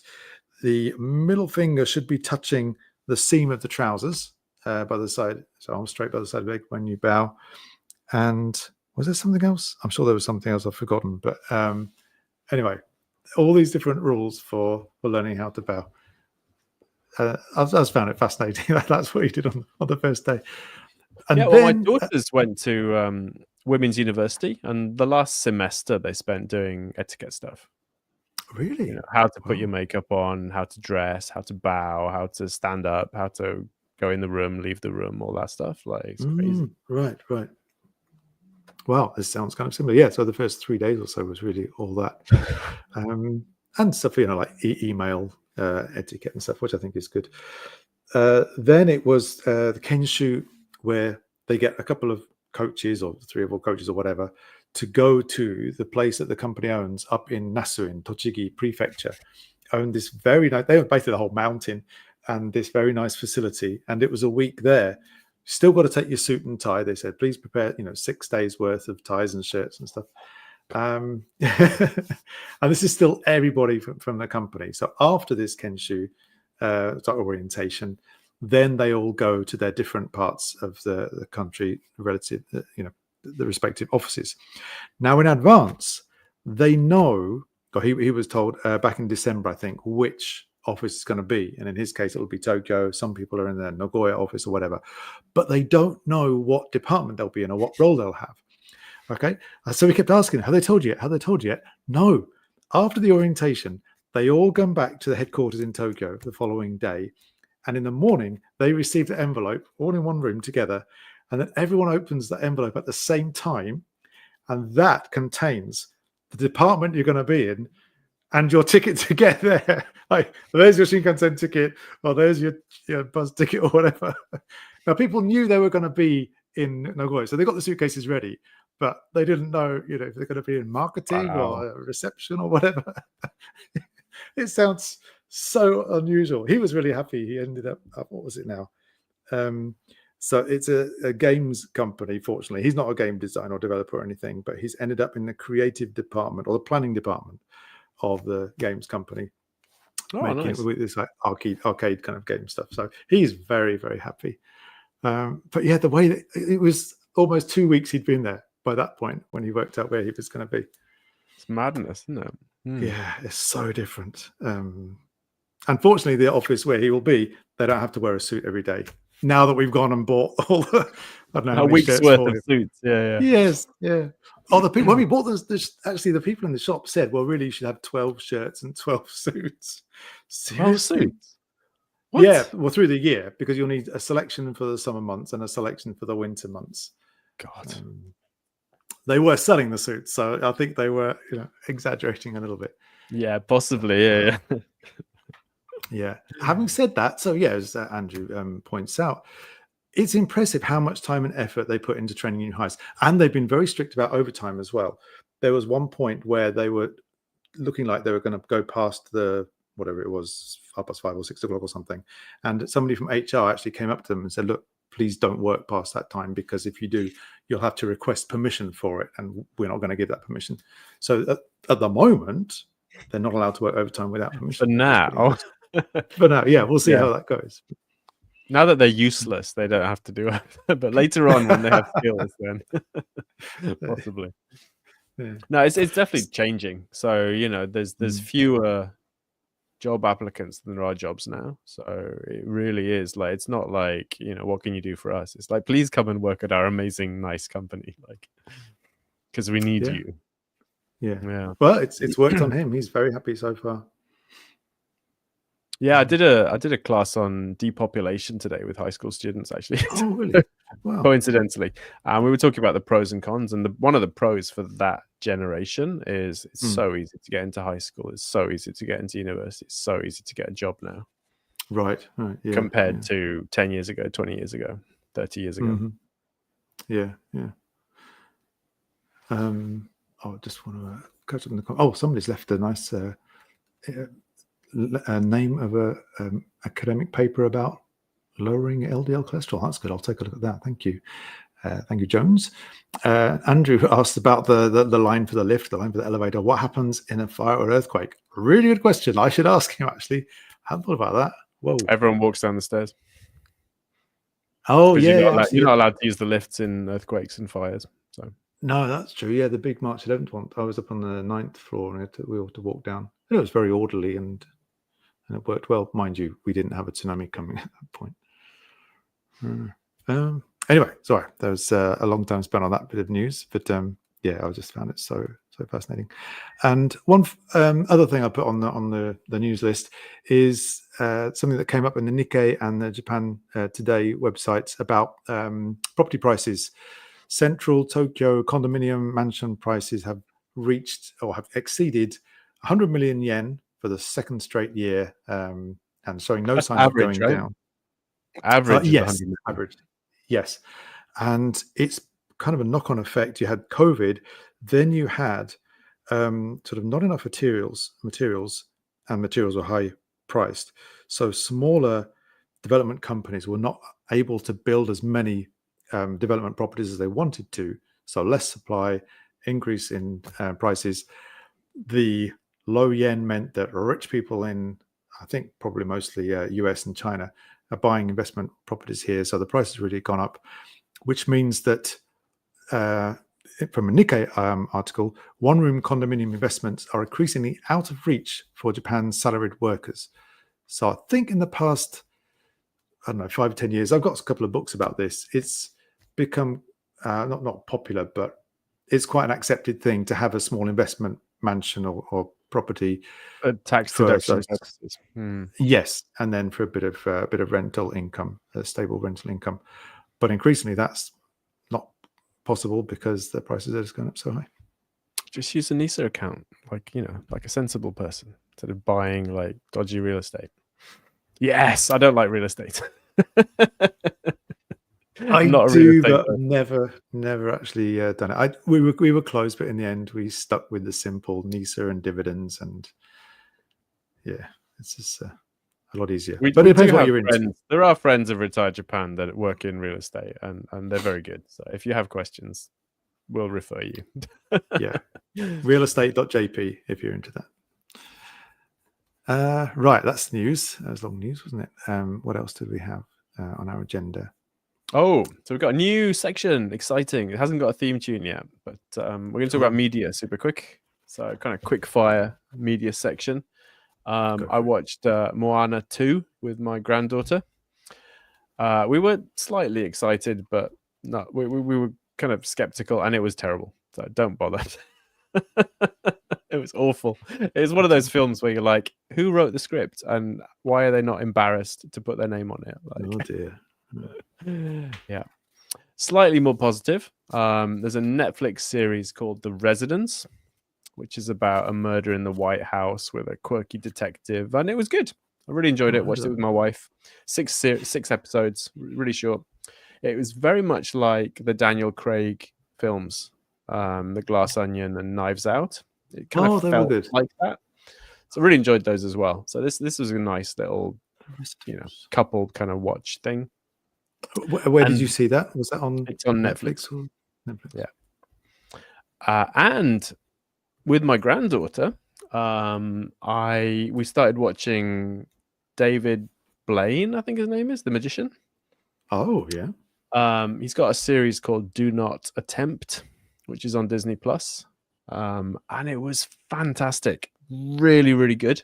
So it's basically, again, it's only 6 episodes. So he goes to different countries and he's kind of meeting up with not so much magicians, but people that do kind of physical things, like kind of crazy kind of stunts or like body stuff. It's quite grotesque at times, it's got like people like stabbing things, and so good. It felt like Anthony Bourdain's kind of TV show, it's that kind of feel to it. Really, super enjoyable watch. So if you've got Disney Plus, it's on there.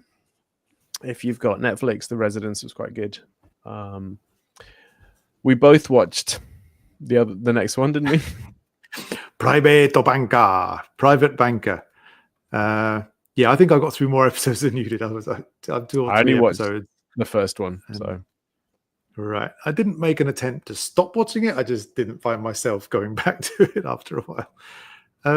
Yeah, it's a good concept, but the execution wasn't quite there for me.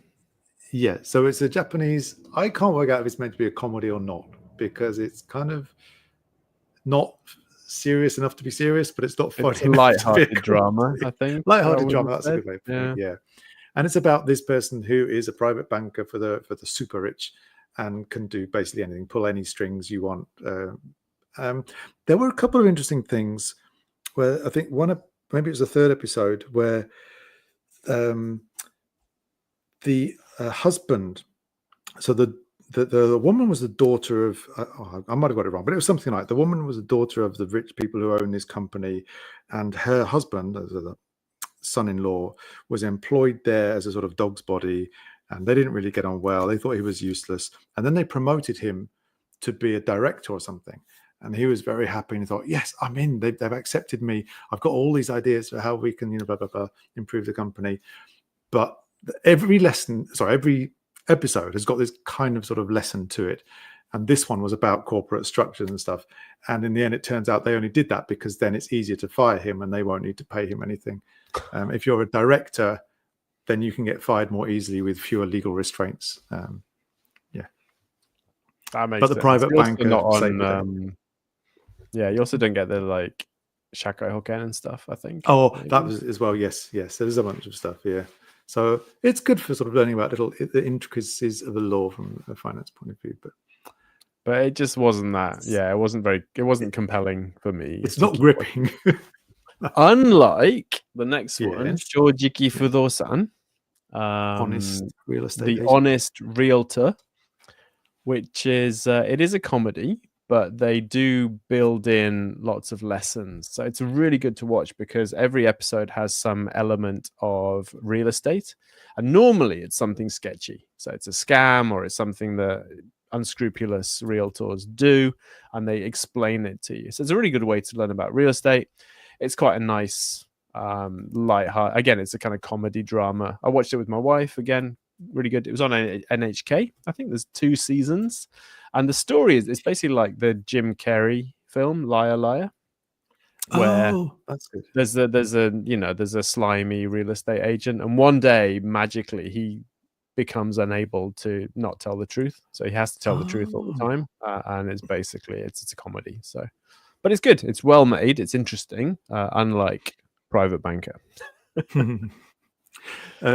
So I'll just point out both of those are in Japanese. Private Banker is on Netflix, and I think your Shojiki Fudosan is on Amazon Prime. Oh, is it? Okay. And it was originally aired on NHK, so we used to watch it on Tuesday evenings or whenever it was on. Right. Mm-hmm. Excellent. All right, we've got 17 minutes to burn through the rest of this. Speaking of property, Andrew asked, do we think that Japan will start requiring owners of properties to reside in those properties? I don't think so. No, I haven't seen anything like that. Japan's interesting because it's one of the few countries in Asia that doesn't restrict foreign ownership of property, real estate. And it might do. People have been grumbling about it, but yeah, that's the only thing I might see happening. If you're non-resident, it might become harder to buy things. But right now, it's wide open. So, yeah. Okay. Should we do confessional, frivolous purchase confessional? Yeah. Okay. Why not? Oh. So I last month bought my first paid business class ticket. So air miles are clearly the gateway drug to actually buying business class. Because the best thing about air miles is that you can fly for business class for about the price of economy if you use the miles correctly. But I've run out of air miles because I've been having to go back to Europe quite a bit. And I've got to go back again in May. No, in June. I've got to go back in June, and I just, it's a 14-hour flight now. So it's like, I don't want to go in economy. And I found, this is an airline we've used before. We went back in the summer, and it's basically Asiana flies Sendai to Seoul, and then Seoul to anywhere in the world. And it's super convenient at the moment. And they have Sendai, pretty reasonable fares. Yeah. So I got a business class fare with them for around 500,000 yen, I think, which was about twice economy. And not much more than flying direct from Tokyo with ANA or JAL, to be honest, on an economy ticket. Right. So I thought that was okay-ish. You forgave yourself for that. I forgave myself. I'm going to get some air miles for it as well, so it's all good. Oh, of course, yeah. And the experience as well is very, very good. Exactly. Can I mention my frivolous purchase? Yeah, of course. I think maybe last time we'll mock you. We'll yeah, get ready, folks. To mock me. I'm ready for it. I think I mentioned last time Pokemon cards, because my son, since he was a kid, been interested in Duel Masters. What else was there? More recently, there's One Piece cards, these trading card games, and Pokemon. And I can't believe some of the values some of the things go for. And so I looked into it. And so I'm starting a very small alternative portfolio purely for the educational purposes of Retire Japan. For the audience, I'm doing it for you. But would you like to see, if you know anything about Pokemon, then you might have an opinion. So I spent a whopping 20,000 yen on my first box. It's still in the bubble wrap. I got it from, apparently do not buy it from Mercari boxes, because they will put in like crappy cards, or even sometimes not even cards at all, and then glue it down again. Even if it's got the shrink wrap plastic, there are cases where the plastic has been put on, and it's like they'll sort of, in the shops, they'll monitor how well the plastic crinkles as to work out whether that's genuine plastic or not. And even then, apparently, they get it wrong sometimes. Anyway, so this is bought from a proper shop rather than Mercari. The 151 is like a classic. It's from a couple of years ago, and it's got all the original Pokemon in. Sorry, I'm not an expert yet, but apparently it's a good set. And they reprinted it because it was so popular and you couldn't get hold of it. But even after reprinted it, it's still very popular. So, and you haven't opened it yet? No, this is the point. You don't open the boxes. You just keep them as investments. Like, in some cases, Schrodinger's Pokemon cards, right? Like they could be anything. It could be anything. I'm trusting the shop. I got this one from a shop called Card Rush, who apparently are reputable. Some people, they'll buy the whole cardboard boxes with 12 of these in and just store it. So yeah, the thing is, when do you buy the box? You don't. Maybe somebody will in the future, but you just keep it, and the price will rise, and you sell it for more at some point in the future. The mint boxes are worth more than the cards inside them, presumably. Yes, and this one has got the plastic wrap underneath the bubble wrap. It's got the plastic on it, so you can keep that on, and that's. Oh, Andrew Martin says you can re-shrink wrap those boxes. Yes, yeah, people do that. So I'm trusting the shop that this is correct. I think where's the fun in that? Aren't you supposed to play with these cards? Come on. Well, I do have. So I have been buying individual ones as well, where when they've got nice pictures that I like, then I'll buy the individual ones. And this is only 800 yen, so that's not like an investment thing. But anyway, yeah, I like buying the ones that I want to look at. But then I thought, well, why not get this? Because from my sort of non-expert point of view, it's so much easier to go on the internet and work out the current value of this. Sealed box in its plastic, okay, I can find out the value. Whereas if it's a card, I've got to work out the condition and this tiny white bit. Do you know with cards, it's not just whether they've got like rough edges, but it's also the centering, whether the print is perfectly centered on the card or not. Okay. So much more. So anyway, keeping it easy for me, sealed boxes. And I forgot what I was going to say. Oh yeah, so the people who do buy these are YouTubers, Pokemon YouTubers, who will then buy this old expensive box and then they'll unwrap it and look, I spent so much money, and they're going to get loads of views apparently. And go through with the cards and stuff. So you're vicariously opening boxes on YouTube. Right. Yes. Some people will buy 2 boxes, one to play and one for collecting. That's a good idea. Anyway, I don't want to splash out that much. So that's 20,000 yen. The and chat likes very this, lucky. Daniel. This could be a new like permanent section. Cool. Then the other day, so this now you can't get the boxes when they come out initially, or at least there's a lot of competition. They announced they're going to release a new set, and it's going to come out a particular day. My son said that Lawson were going to start selling it at 7 a.m. That's what we talked about, I think, on the last episode. So we went down there by 7 a.m. and sure enough, we got a box. They all sold out. Pokemon Center online then sometimes will do a reprint. And of course, everyone wants it. So they'll do a lottery system.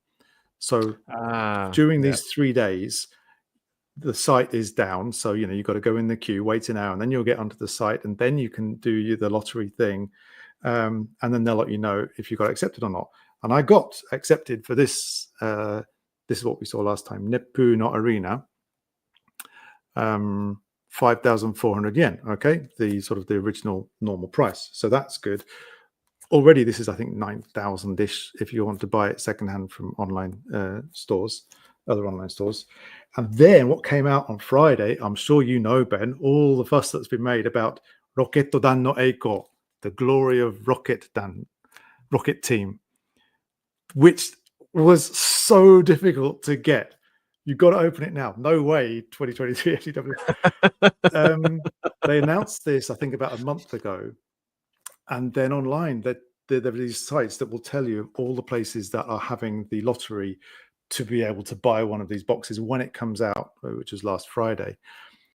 I did 14 different lotteries with all these different stores, Big Camera, Yodobashi, Toys R Us, blah, blah, blah. And I got one sort of win out of all those, where I'm now allowed to go and buy it for a regular price in a regular shop, showing my ID and the QR code. And it's just such a hassle. I think we might need to have an intervention here. What do you mean? We're gonna have to come around and talk to you about this problematic new habit you have. Well, so those were 3 boxes. Next month we'll tune in, and behind you will just be shelves full of Pokemon boxes, like shelf upon shelf. By next month, I'll be a millionaire. These will go up so much. Rocket down into solid whole piece. Yeah, I hope so. I just couldn't believe how we managed to get some packs as well. For opening, but the box itself, I'm just going to keep that. Now, you seem to think that 20,000 yen for that first box was a lot of money. Let me tell you about GX Battle Boost from 2017. So what's that, 8 years ago? One unopened box with the shrink wrap still on is being sold at Card Rush, that same shop, for 628,000 yen. There are a couple from the black and white series from way back in 2010 that are being sold for 500,000 yen. There's one from 2017. Yeah, that's 500,000 as well. It's unbelievable the prices these are going for. Now, they've each year, especially after COVID, when Pokemon cards became even more popular, apparently the global sort of printing, how much they've been printing, has increased a lot. So whether these will go up as much is probably debatable compared to the older ones, but still, it's just ridiculous the prices people will pay. So there you go. For research purposes for this channel, that's my mini alternative investment. Don't copy what I'm doing because I got no idea if it's going to work or not. I appreciate it. Actually, I'm going to go back to my embarrassing spending story because it kind of ties into this. Oh, okay. So, Yeah, go for it. Last month, my granddaughter, who's a junior high school student now, announced that she had to go to Osaka to this thing, and I couldn't understand what she was talking about. It's like she's into anime and stuff. There's this Dr. Stone event at a cafe, and I was like, that's a ridiculous idea. I mean, I was like, that's the most stupid thing I've ever heard. Stop it. We're not going to Osaka for the day to go to some cafe. From Sendai. But her mum and my wife, for some reason I don't understand at all, like took it seriously, and they were like, oh yeah. And then my wife was like, oh, I'll go with her. And I was like, no, because you're still ill, so that's not a thing. So we went to Osaka for the day.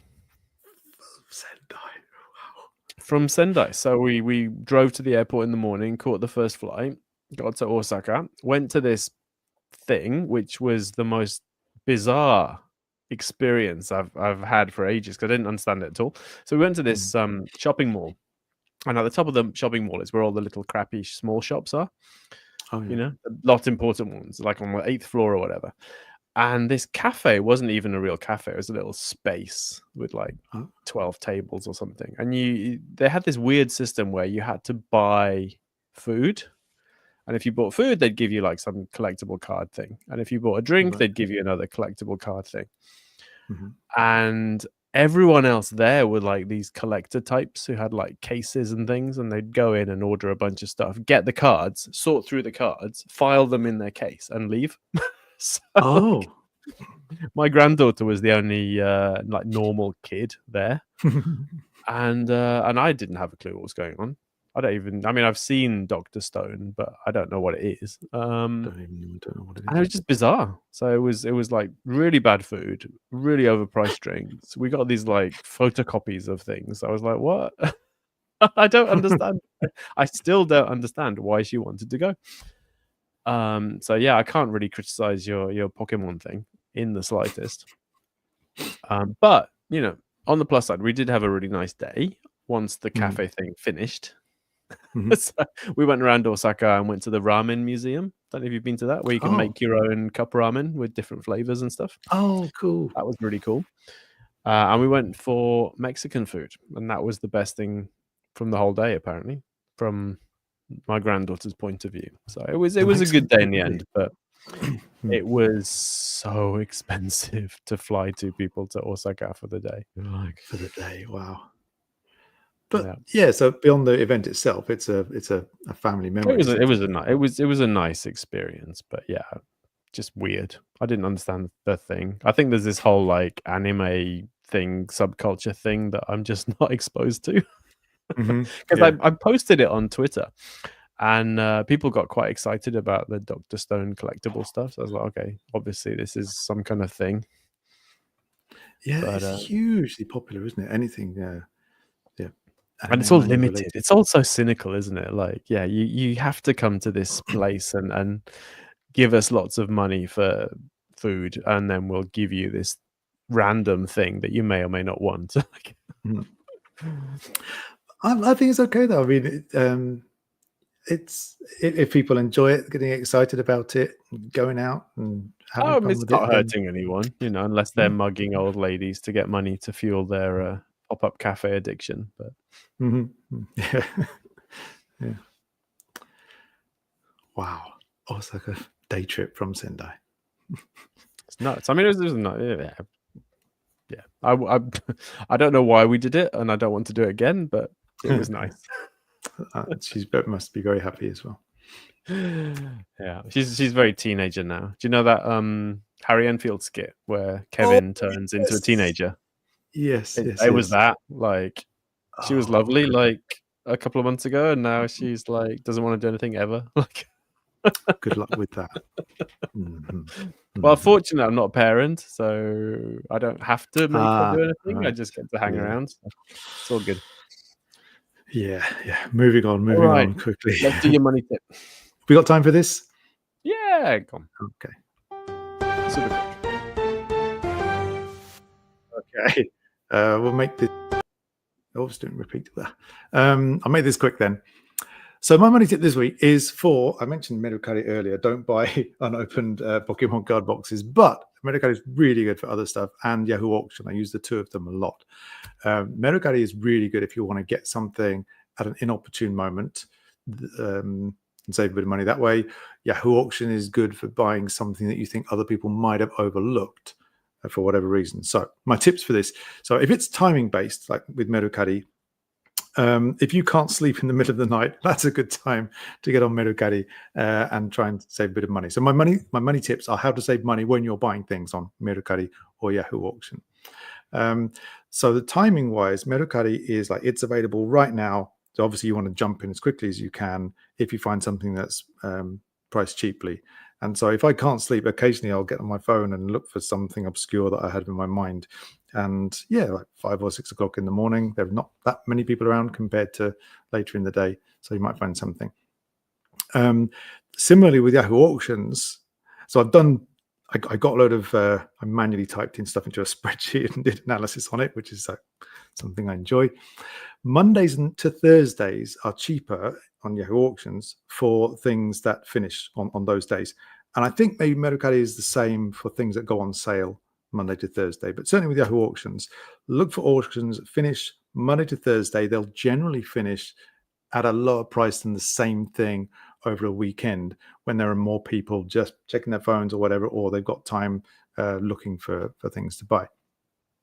Similarly, the daytime is cheaper from a man's point of view. So I generally, when I did this analysis, I was looking at watches and kind of male watches, male-oriented stuff. And clearly the prices were higher with auctions that finished in the evening compared to something that finished at 10 a.m. in the morning or something, because stereotypically men would be at work and they're not going to buy watches at 10 o'clock in the morning. So it depends what kind of you're looking for, what the target audience is, but trying to think about when your average buyer of those things is not likely to be online, and look for auctions that finish at that time. Or it's So you want to flip this if you're selling. Yes, exactly. Yes. And that's why I did this originally. It was to work out when the best time is to sell. If you are selling, by the way, and you're selling on an auction, then you want to allow as long as possible. And so let's say you want to finish on Sunday, and you probably do want the auction to finish on Sunday. Then you want to put the auction up the previous Sunday or maybe the Monday to give it the maximum amount of time for people to look at. So the disadvantage with Yahoo Auctions is it takes a long time to sell something because you want to allow as much time as possible. Whereas with Mercari, you can sell something immediately if you put it on at a good price. Next, still connected with timing, the time of the month is relevant. And so I looked at the identical product that was being sold at various times through various months. And the data came out, and the last third of the month is generally when prices are higher. So you want to buy something Because people got paid. Yes, look for something the first half of the month or first 2/3 of the month. Yes, because people tend to get their salary around the 20-something, 25th or whatever. Also, I'm not sure about you, but certainly in my case, the credit card cutoff date tends to be the 20-something, 22nd or whatever. And so some people might wait until the new month starts They've from a got credit card point of view. So then you've got a bit of extra time to pay off that bill. So yeah, towards the end of the last week or so of the month is when people are feeling a bit richer, and they're going to spend more, and therefore that's going to push prices higher. So you want to buy things cheaply, look for Monday to Thursday, look for times when the target market is not around, the average buyer is unlikely to be online shopping, and go for the first half of the month. And then finally, look for things that have either got misspelling, which can be a bit tricky, but it's possible in Japanese, or things that are really broadly described. And I've got I don't have it with me, but an example is a Pokemon card. Actually, all Pokemon cards have a tiny, tiny little number on the bottom. In this case, it's 086/078. So ideally, the seller will type that in the description or the title, and then people will search for that and find it easily. But if you're not really familiar with Pokemon cards, you might just put the title on the top and say it's a Pokemon card. And then people who are searching for the specific thing are probably going to miss it. If you search for this, in this case, it's Suripu is the name of this Pokemon. So Suripu Pokemon card. Be prepared to search through, scroll through a few things, but you might pick up that thing that has not been described very well and get it cheaper than other people. And if you're selling stuff, describe it as accurately as possible. Exactly. Yes. What I have seen people do is put in underneath the description, they'll just put a list of related keywords or deliberately put in a list of misspellings just to catch people who type it in wrong. So there you go. Nice. Andrew says he's a power seller on Mercari. End of the month, there's always a bigger uptick in sales. Yep, that's when people do the shopping. Paychecks flowing in. I think so too. Yeah. There's my money tip. Hey, nice. All right, I'm going to do the forum updates super quick, and then we'll finish off questions and call it a night. So forum updates. Right now on the forum, we are talking about how US pensions are taxed. So government pensions are taxed differently. They're tax exempt in Japan versus Social Security, which is not. So if you're interested in that, go and have a look. We have a couple of threads about people freaking out about the stock market going down. So we have a new investor worried about their investment going down by 3,000 yen. This is not a cause for concern. We had the thread about the tax breaks this year that we talked about earlier. The morality of Furusato Nozei. So is Furusato Nozei immoral? Many people think so. We had something about UK pension forecasts. The yen getting stronger, medical insurance after retirement. So whether you should stay on your company insurance for a year or two, etc., etc. It's a good thread. The safety kyosai. So if you're self-employed or you have your own business, the safety kyosai is a way to save tax, possibly. The kodomo NISA, of course, and getting to grips with the tanking NISA. So yeah, there's a theme this month on the forum. Wow. All right, let's kill these questions. A quick comment from Lucky London. Good name. Great work. You are very informative. Hello from Tokyo. Well, thank you very much. It's very kind of you to say so. Yes, there is a question for you from Jeremy. That's another new person, I think. I don't recognize that. Ben, are those uchiwas, those fans, on your wall from Kompari-san? I think I have the same ones. These ones over here. Yes, they are. Unbelievably. We went to Shikoku last year and walked up to the big temple, and it was fantastic. One of the best days we had there. And yeah, coming down, I saw these fans and I thought, you know what? That would be a good little backdrop for RetireJapan until I get my fluorescent custom-made sign thing that I need for YouTube. I said Kompari-san. It's not. It's Kompira-san. Mount Kompira, I guess. Yeah, I'd forgotten the name, but I just had a quick Google, and it's there's loads of them apparently. Like this is a chain of temples or shrines. I'm not sure. All over Japan, and there's one in Shikoku that is amazing. It's on the top of a mountain and really beautiful. Sounds like a good tip to end the episode. We've done all right. Questions, I think. Thanks for joining us. Thanks for sticking around till the end if you did. And yeah, we'll see you next month. We will be back on when are we going to be back? We will be back on May 21st, I think, which will be a Wednesday next time. I think it is. And if not, we'll let you know. But yeah, hopefully May 21st, 8 o'clock. See you there. Thanks a lot. Thank you. Bye. Have fun out there.